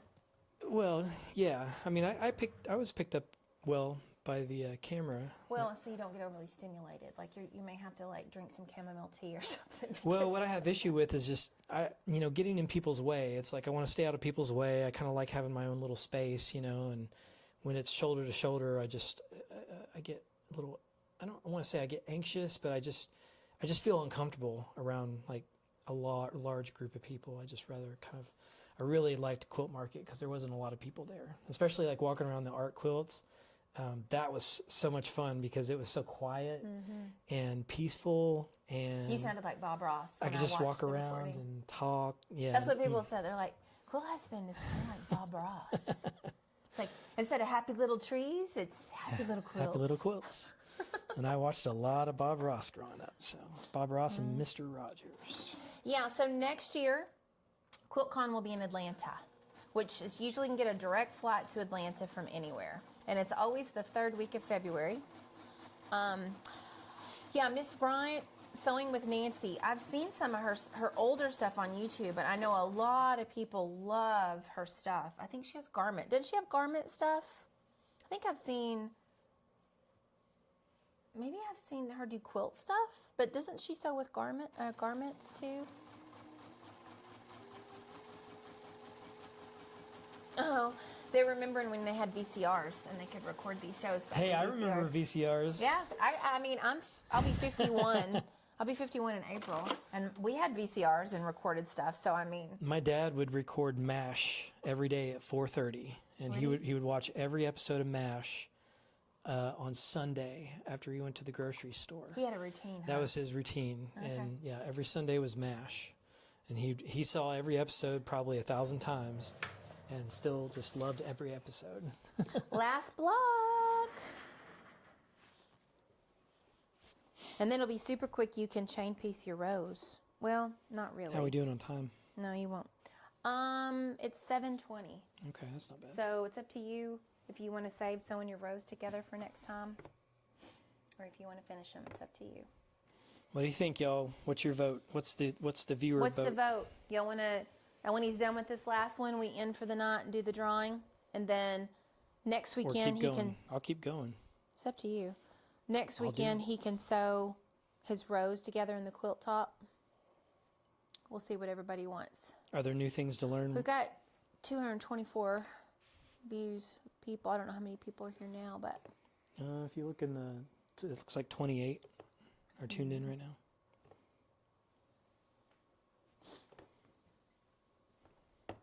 I appreciate everyone that tunes in tonight to watch. I don't know if my buddy Glenn's watching or not, but shout out to Glenn if you're out there watching. He does live streaming as well. He likes to play games, and he does a Saturday morning show. He came to your first episode to cheer you on, didn't he? Yeah.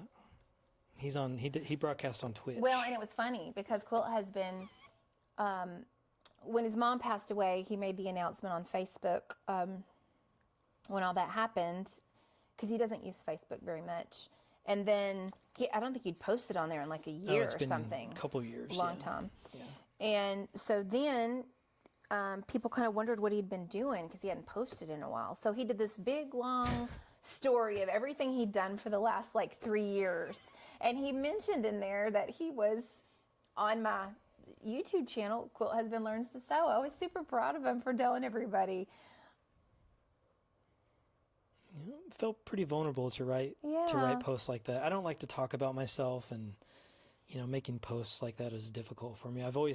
Social media is very difficult for me because you have to talk a lot about yourself, and it's just kind of hard for me to do that. So and marketing is difficult for me because you have to toot your own horn, and it's just... That's been hard for me too, because I've always worked for, organizations that did the marketing. That's been the hardest part too. It's like I forget to say like and subscribe and tell all your friends. Do all the things, all the things, right? Or, I don't like to feel salesy, but at the same time, you have to make a living. So it's have to do it. Yeah.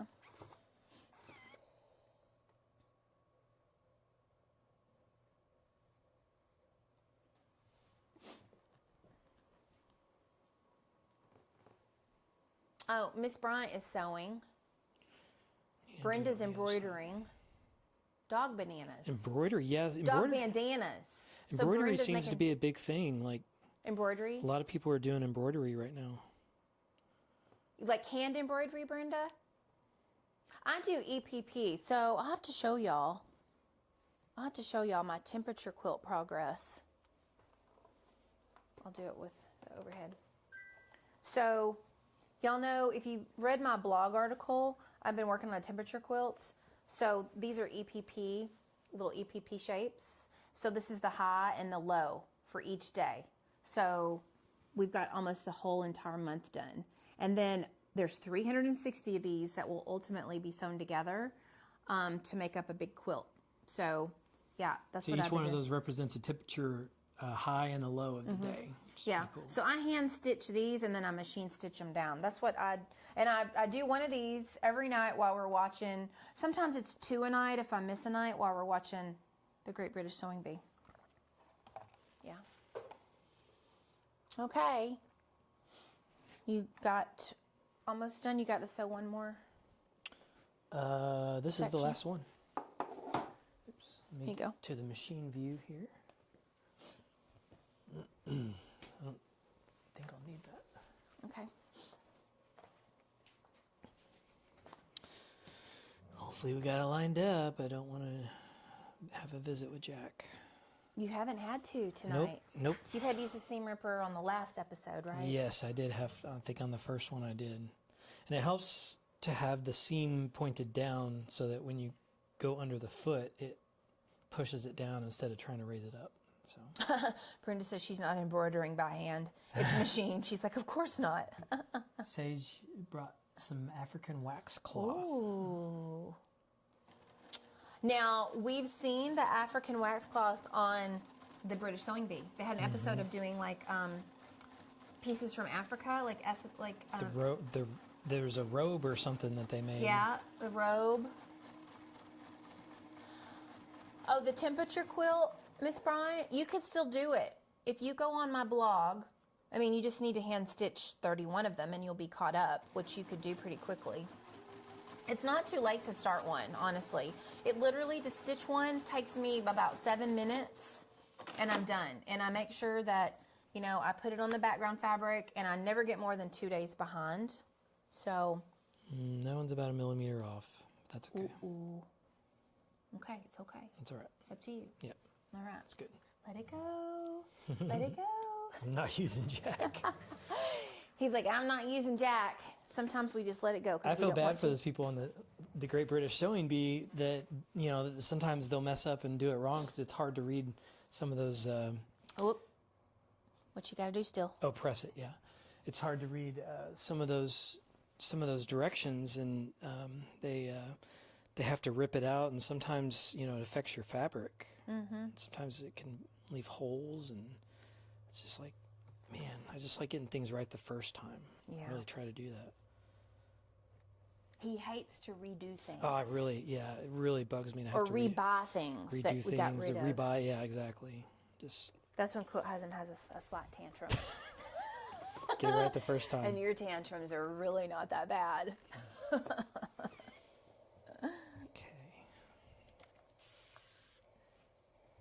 I like those colors.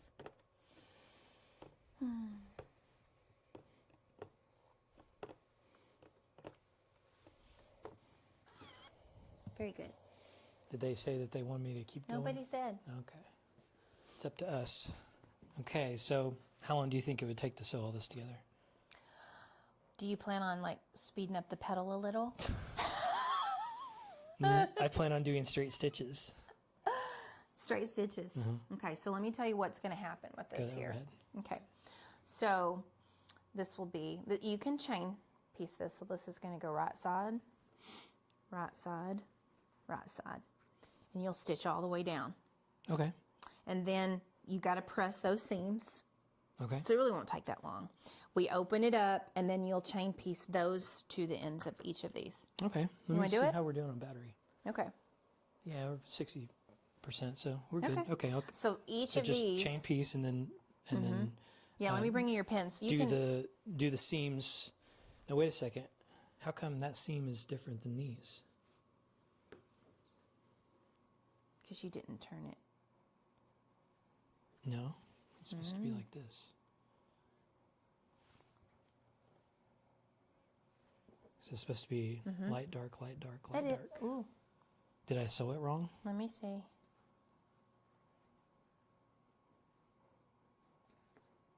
Yeah, you must have turned this around. Am I gonna have to rip it? No, you don't have to rip it. You can still sew these together. Wait, let's Okay. see. That's not the right way. It's this way. Yeah, the dark. So you can still, but you can still sew it together. No, you're right. Okay. You did it right, So it honey. doesn't I'm sorry. matter. No. Look, these are going to nest. Yeah. So See, it these doesn't. are gonna So nest. these don't matter. No, This directional does not matter. no, because you want them to nest. That's what's important. You scared me. I was Okay. like, what? Okay. Yeah, so you want those. Okay, so you press these open. That's what happened here. Let me see here. You press that to the side rather than open. Huh? Wait a second here. The seams are to the dark side. Mm-hmm. Dark side, dark side. Yeah. I mean, it doesn't matter though, does it? Well, what's going to happen is when, put that back over. Middle right side needs turned. No, but then your colors are messed up if we turn them around too much. Yeah, this is the correct way because it's light, dark, light, dark. Light, dark. So you can still sew them like this. These two nest. That's not a problem. These two. I sewed it the wrong direction. It's okay. Those two are pressed open. You can still nest those.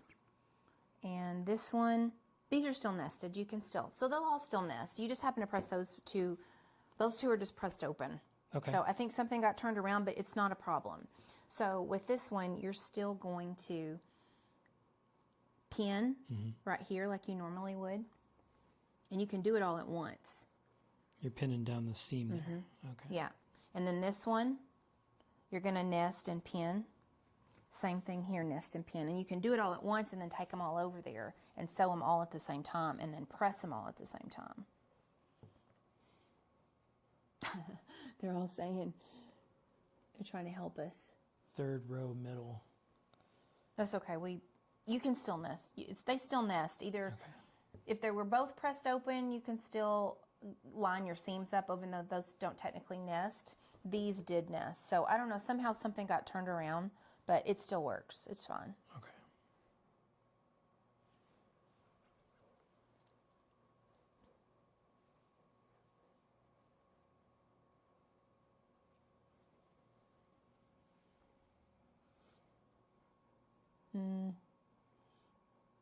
This side? Well, so what you need This to, side. well, you just need to get these lined up where it's even across the top. Oh, okay. Yeah. Then you can pin it. As even as you can. Yeah, those aren't. There you go. Yeah. Okay.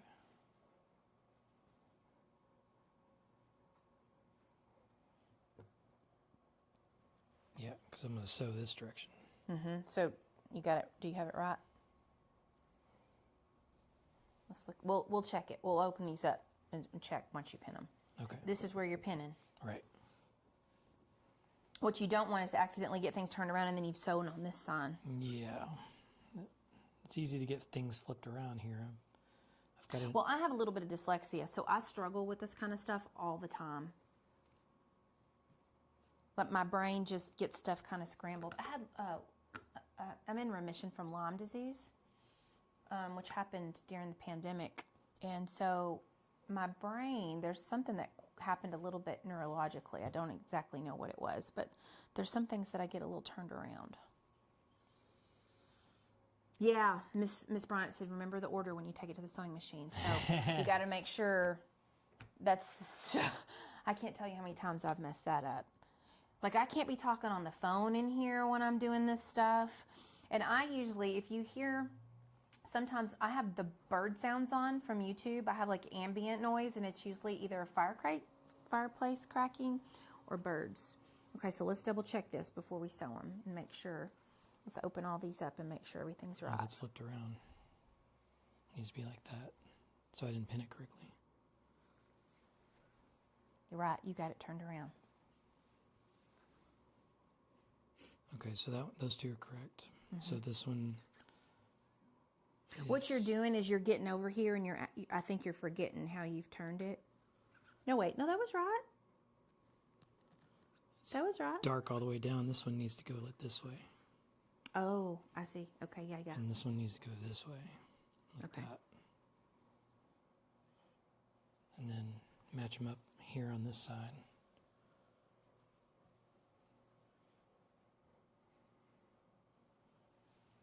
This is, I'm afraid this is where I'm going to have to use Jack.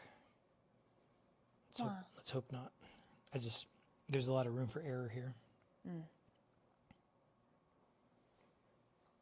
Especially with piecing 3 of them. Okay.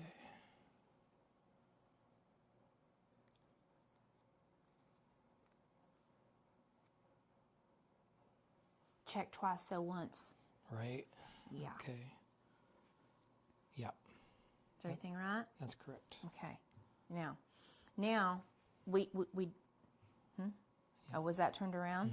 And this one should be this way. Oh boy, that would have been really messy. You would have been so mad. You sewed all these together and you'd be like, the show's over. I'll see you next week. Okay, so now you have to think about keeping this in order. Right. Keep it in order. Yeah. So, Yeah, I mean, having the pin helps. it does. Yeah, because if you pin first and take it over, stuff doesn't fall off. And then we just leave these here. That's why I really love Quilt Husband built me this table. You guys can't see how big it is. It actually goes that way, like that direction, that way. What another, I don't know, is that probably what, 18 inches? Yeah, about 18. 18 inches. And so I like having all the stations to go to just have little stations. That way I can stay organized. Okay. Now what you're doing, this is called sewing your rows together. These are, so you know how I have all the quilt blocks up on the design board over there? When I go put them all up, this is the same thing I do, but up on my great big design wall over there. So I have a big design wall that's the size of a king size mattress on the wall over there. And so he always sees me put my blocks up, and then I'll sew a row, pin the row back up, sew the next one, because I just get stuff messed up otherwise if I don't.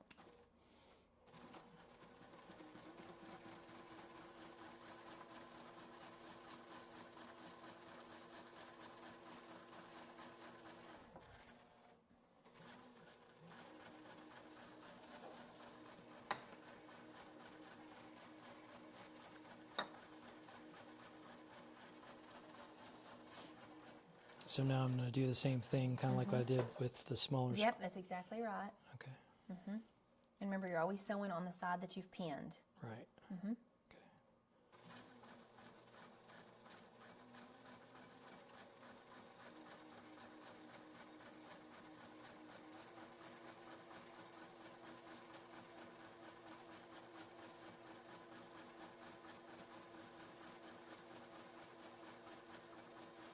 And that one looks off.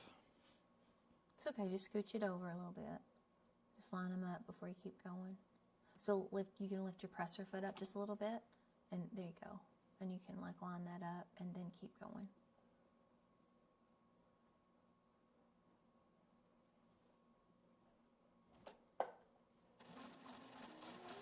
And that'll get caught up in the seam allowance, so.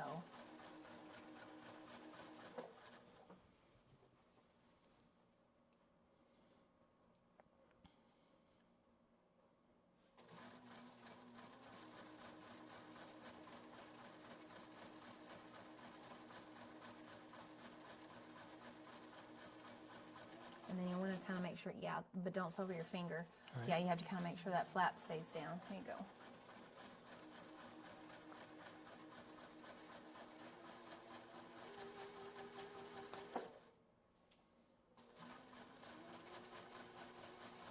So, you remember what this is called? Chain piecing? Chain piecing, that's right. Okay. So now just cut them.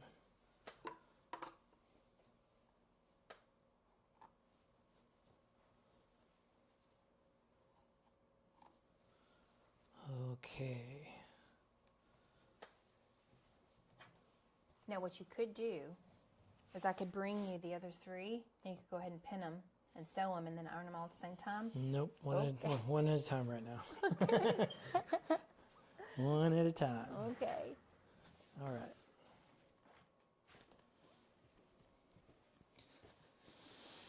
So, Are you thirsty? a little bit. Sure hope I got this right. Here you go.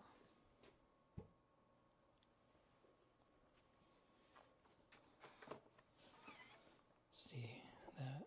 Mm-hmm. Okay. Yeah. Yeah, that's right. Okay. Yeah, because that's where your Blues. stitches are. Yeah. Okay. But it's okay. You don't have to we'll know exactly where to put them when we get over there. Yeah, that's true. Okay. Yeah.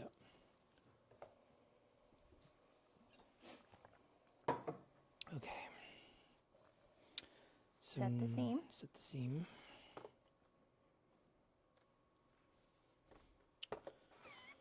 Okay, now with pressing, the top row is all going to press this way, the next row presses this way, and this presses this way because we want to nest all our rows when we sew all of those together. Okay. So this is right? Okay, so... Because it's positioned like this. Okay. Yeah. Actually, it's going to be like this. Which is the first block? This one? The first block is this one, yeah. Okay. So we're going to want everything to be pressed this direction. Which direction? To the right. So you're going to go right, left, right, left. You got 3 rows. So it's right, left, right. So I think what will be easiest, this is how I do it. Be easiest. I literally lay it out like, okay, this is my row. I go ahead and flip it over, and then I just press it like this. Ah, okay. I go, everything's going to the right, because otherwise I get confused. So I literally like, okay, here's my row, and just flip it over, and we're going to go right. Okay. And you got to make sure that, you've got all your fabric out of there. You'll starch it, and then go ahead and press it. And then the same with the other one, and you'll press to the left. That way, when we sew the 3 rows together, those will nest. Okay. Does that make sense? I guess so. You'll see. I'll find out. The magic, yeah. Okay. All right. So set the seam. And then you opened it up and flipped it, and so this is going to go to the left. Well. But it's like this. Okay. So flip it. That's the right. No. Do it what you just did. Lay it where it's supposed to be. That's how it's supposed to be, right? Is that how you're... Right. Yeah. Okay. Light dark. So flip it over and go left. To the left. Mm-hmm. Okay. It already kind of wants to go that way. Yeah, sometimes they naturally will.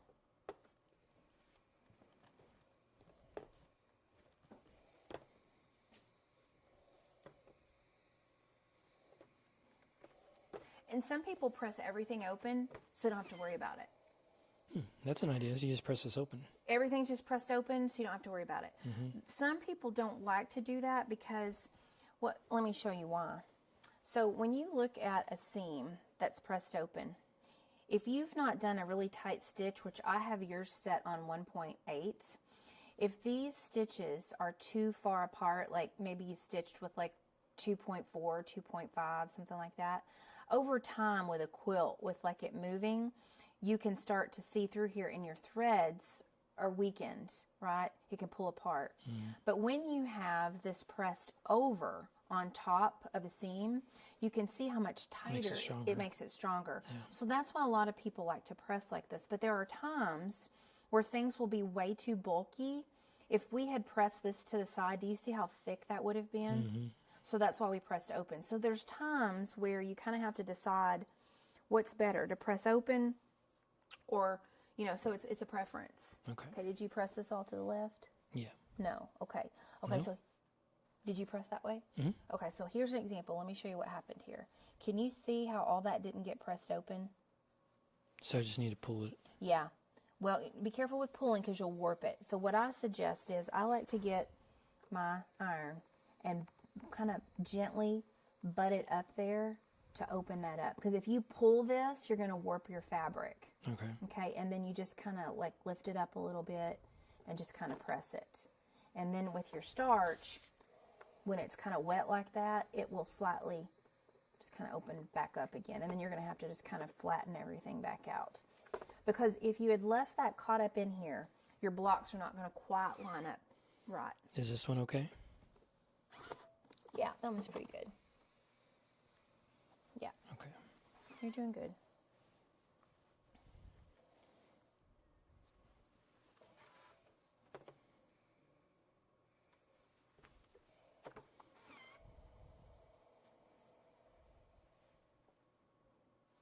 Is that how it's supposed to be? It's going to go to the right. Wait a second, though. Are these all laid out right? Yeah. Is that how it's supposed to be? These are your rows. Oh, Look, wait. where's this one? No, this one goes here. It does? Yeah, that's how it goes right there. Okay. So I think this one was supposed to go to the right.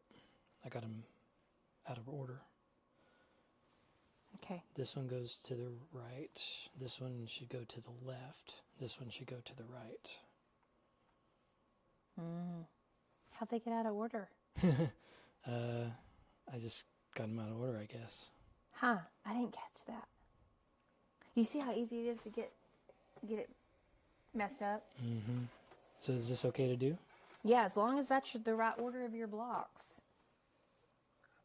Or of your rows, I mean. You just have to be careful because what'll happen is then that, you can keep that flat. There we go. It's always a little harder when you have to redo it again because it wants to remember the way you pressed it before. Right. I don't know how that happens. So this should be to the left because this one's to the right. Yeah, so just hold this one like this with your hand, but don't pull it, just kind of hold it. And then with the iron, kind of scoot it that way, but keep this kind of out like that without pulling it too tight so it doesn't warp it.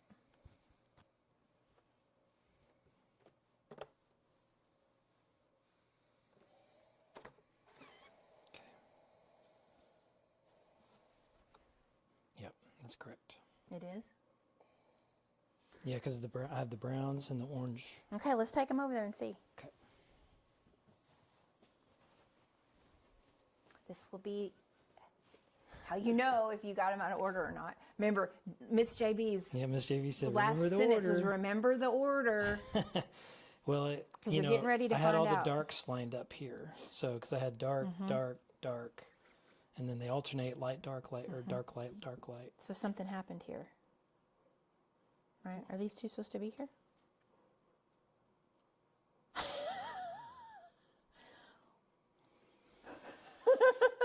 Welcome. Wait, this is supposed to be here. Is it?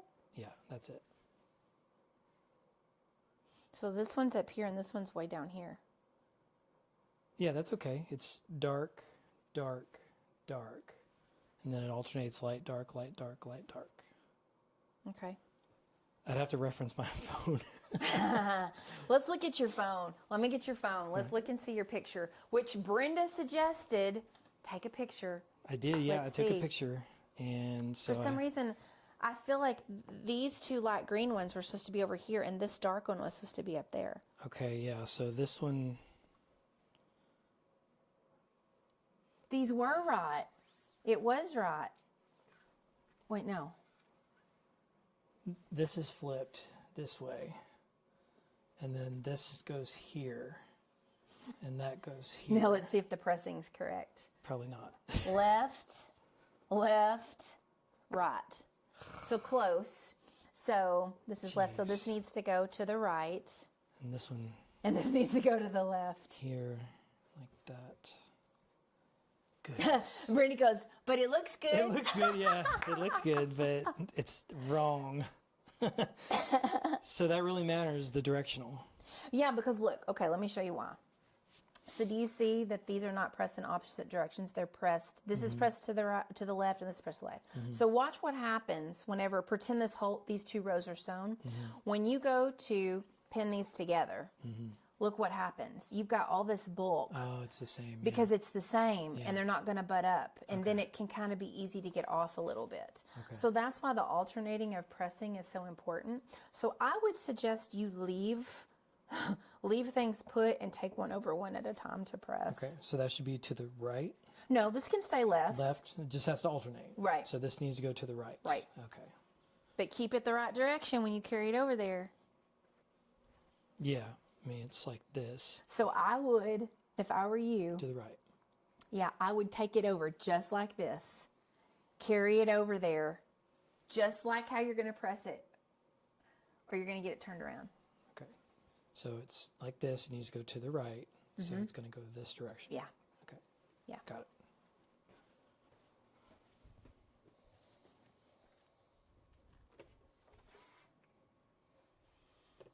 And you have to make sure you're not getting your fabric caught up under there. And you're not, yeah, there you go. It's pressing this side. Oh, down. shoot. We could use a little baby mini aliso. Sometimes it's a little easier with these smaller blocks. It is a big. Let's turn it over and make sure no fabric is caught up in the seam. Yeah, so now you'll just go ahead and press it this way a little bit.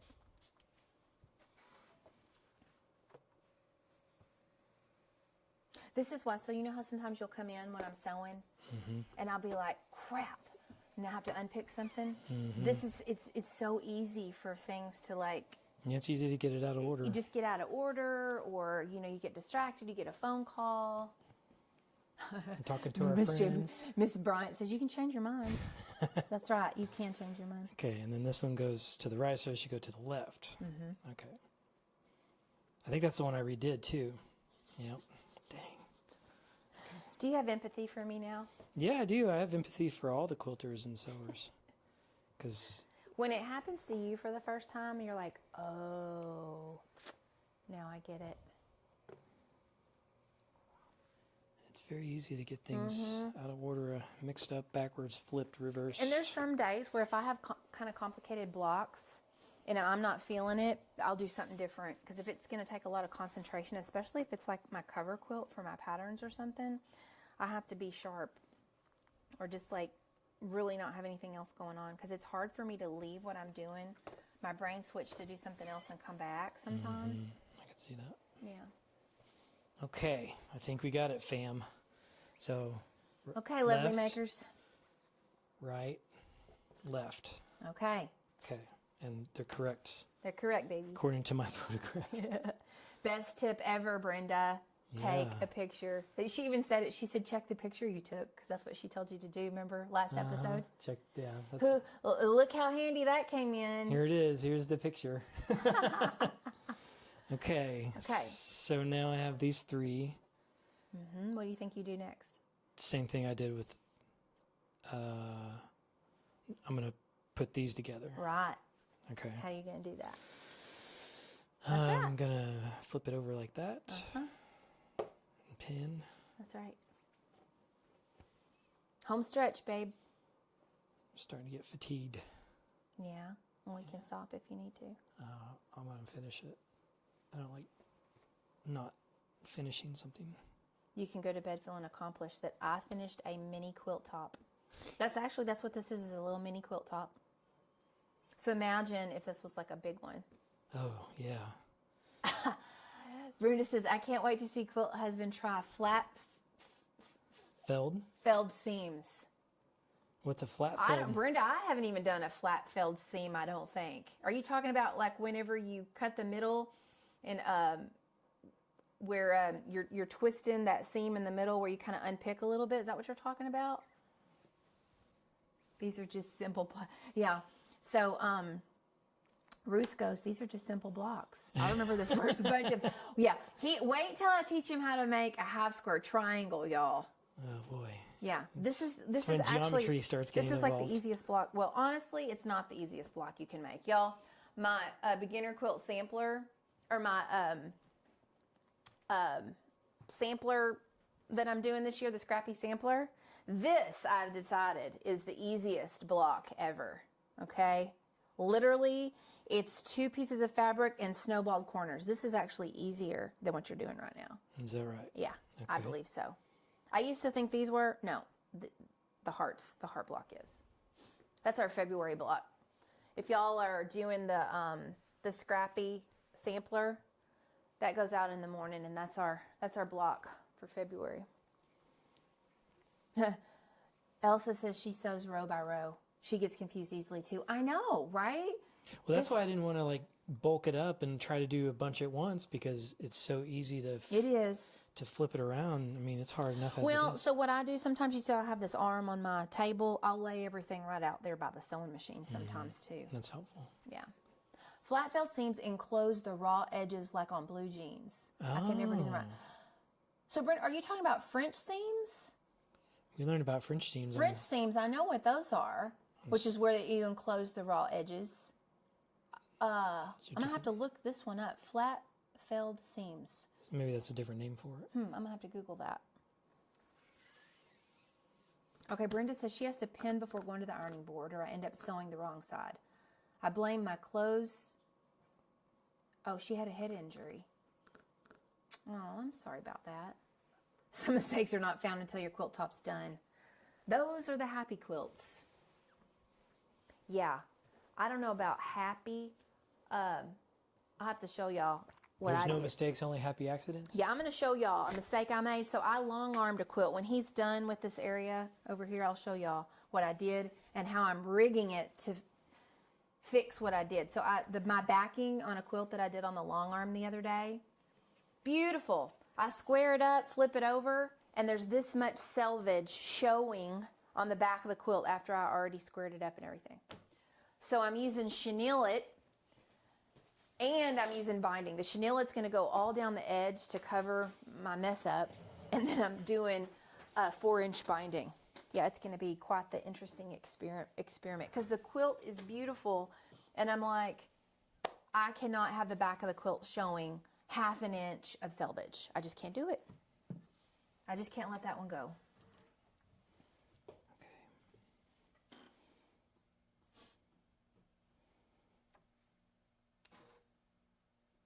Kinda. So it's kind of like French seams, Brenda. I'm going to have to look this one up. I've not heard of that before. Flat felled seams. Flat felled seams. Is that for garment sewing? Because if it's for garment sewing, we're both learning a lot.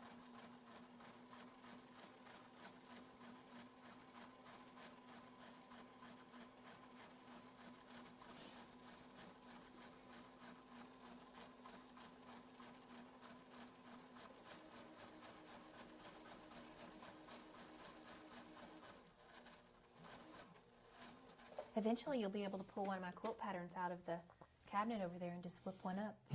I feel like I'm a long way away from that right now, but we're getting there. We'll look back on these videos in 3 years and you'll be like, man, I remember that. What a newbie. A cute newbie. We got to start somewhere, don't we? Yeah, we all start somewhere. Okay, she said it's in garment sewing. That's when you use your creative mind to fix the back. Yeah, well, I'm going to show y'all what I was doing before we went live. I was like, I was getting ready to put the binding on and everything, and I'm like, oh no. So I'm adding chenillet, and then the binding is going to like come up to the chenillet. So it's almost like a flanged binding, sort of. Yeah, we'll see how this turns out. So I was practicing my long arming earlier this week because I have this long arm machine, and it's not something I do every day or every week, so I kind of forget. Kind of like me. Yeah, yeah, You gotta, I mean, you really got to do this like often to kind of remember. right. It's like anything else. I have to suppose. rewatch some of my own tutorials for my blocks, for my patterns, you know, because you forget some of it. Oops. Aw, Brenda's like, he's doing great. Thanks, Brenda. You are. You're a good cheerleader, Brenda. All y'all are good cheerleaders. Really appreciate y'all sticking with us while I navigate this through all the mistakes and learning experiences. Okay.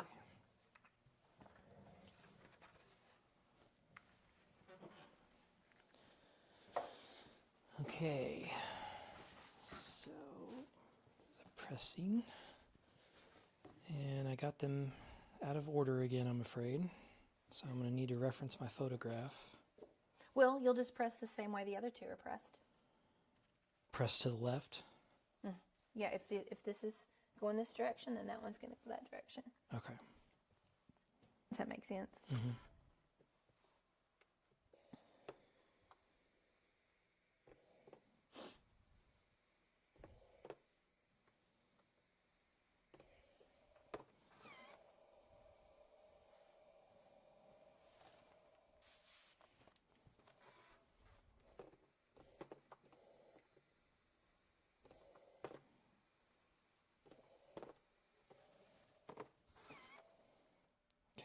Very good.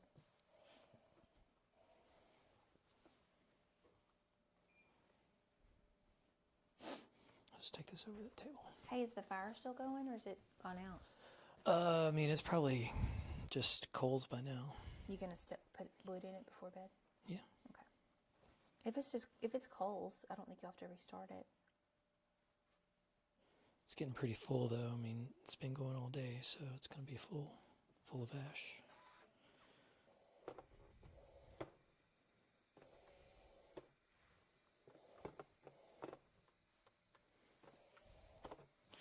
To the right.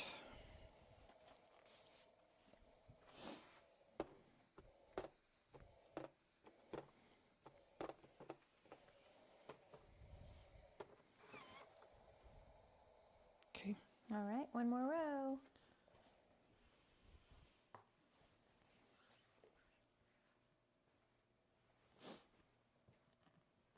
That's the bottom one. Okay. You see how easy that can get out? Uh-huh. Okay. Swapping back to the overhead, or the pressing. Okay, I think this one's got to be pressed a little more. There's a little caught up in there. Okay. So you see that? Oh, yeah. It's caught up. You have to kind of double check them because then the seams won't line up with the other row very well. Okay. Yeah, just bump it like that. There you go. I should get it all out. I don't particularly love 4 patches because of all this that's involved. Does it look better? Yeah, it does. Okay.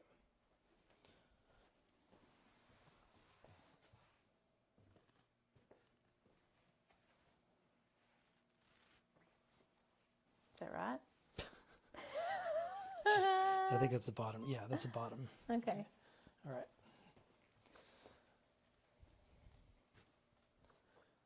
Babe, I think this one's going to have to be pressed more too. Really? Yeah, you got some caught up in there. Okay. You're going to have to press that open a little bit. All right. Flip me to pressing. Brenda says, I can picture the cat checking to see if the seams all match. Uh-huh. But here's the deal, Brenda. Chris will definitely be paying attention. Like, it would annoy him, right? Would it annoy you? Yeah. Yeah. some it would. degree. It's something I look at constantly. I would be like, yeah, that. And it's needed in to the be- living room. Like, his cat bed is right there in the living room. Hopefully that's correct. Yeah, Ruth has to rewatch videos all the time. So do I. Like, I don't have a very good memory sometimes. I think that also happens with age. So I'll have you look at this. Oh, you're going to have me inspect. Looks great. A+, babe. Okay. All right. So that one's going to go on the bottom. I'll go back to the pressing. And this one is to the left.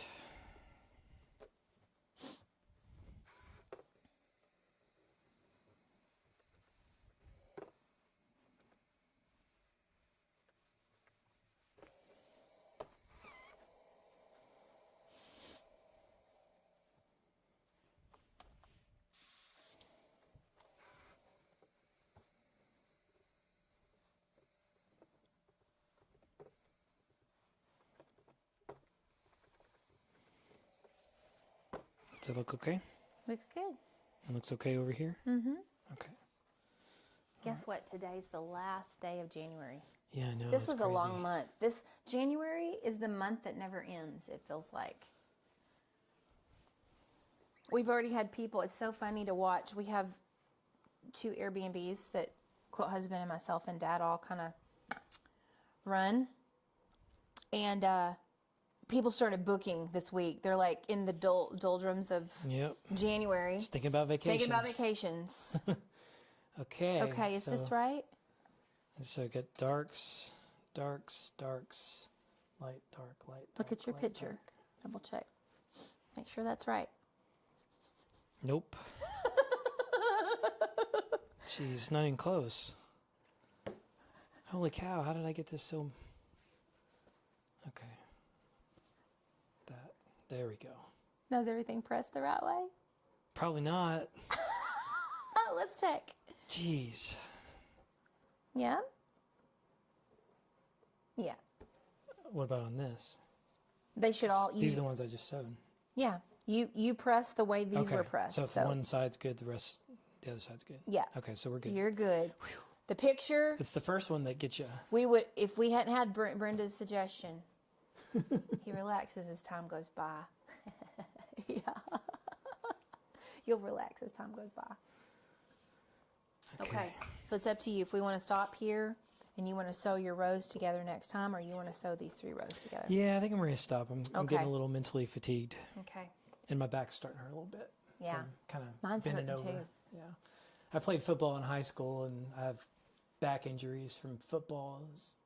I played linebacker and offensive line and wedge breaker on kickoff, and my job was just to run through people, and yeah, it took a toll on my body. So, and then I was a catcher in baseball too, so that destroyed my knees. So between my neck and my knees and my shoulders, kind of wish I wouldn't have played sports. 45. But you feel like you're how old? 45. I feel 45. Do you? Yeah. Yeah, that helped that I lost 40 pounds. Yeah. Yeah. We can do a lot more with our bodies, right? Yeah. Yeah. Great job. I agree, guys. He did a great job. Let's check out the overhead here again. We're grateful So, for the here's- photo. Here's our results. So we'll sew along these next time, and then we'll do batting. That's your picture, right? We double checked it. Okay. There's the picture. We got it. I think the one thing we quilters don't think about is what shoes to wear. Yeah. I have good tennis shoes. I wear Brooks brand shoes, and they're really comfortable. So I've got comfy shoes on. Belle has on her UGG boots. He bought me UGG boots. And have ribbons on them. They're really cute. They have like cushion in them, but I also have mats. So I have these thick rubber mats at all of my, like here at this station and then the pressing station. So she says we're near the age of, I'll be 51 in April. Yeah. I just turned 45. Yeah. We're youngins. Okay, so let's do our drawing, guys. Y'all hung with us for 2 hours. Quilt Husband Learns. Yeah. We thought Before it would you take... write it, let's go to Okay. face. Actually, we can go to even to No? chat if you want to. Oh, chat. Okay, we'll go to chat. So, I've messed up giveaways so many times. I'm going to write down a number, and I forget that the overhead's on. I've written the number down. There it is. There's the number. Right, I have to pick all over again. But I think we didn't think this would take as long as it did, but that's okay. Yeah, about 38 minutes. So actually. next weekend, we'll be back together. We'll figure out what day, Saturday or Sunday afternoon. And he's going to sew his rows together. And then I've got 2 layers of batting. So we'll teach him how to baste his quilt sandwich and quilt your lines. Okay. And then probably the weekend before QuiltCon, maybe we'll do some binding. So Yeah. it's a And we're doing process. straight line stitching, not Yeah. free motion. Yeah. We're starting simple. Not ready for free motion Yeah, yet. but we'll learn how to use a walking foot. Okay. So use a walking foot. Cool. Okay, all right. So we are going to give away my new pattern.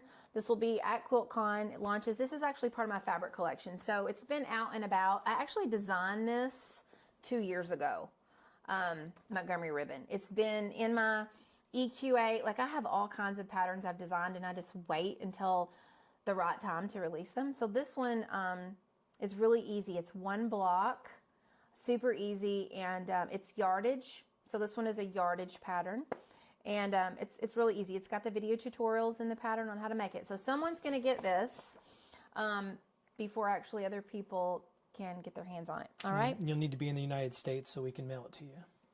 Yeah, and if you're not in the United States, I'll send you the PDF version. Okay? Yeah. I got the PDF Yeah, there you version. go. Everyone can participate. All right? Everyone can participate. That's what I do when you're out of the country.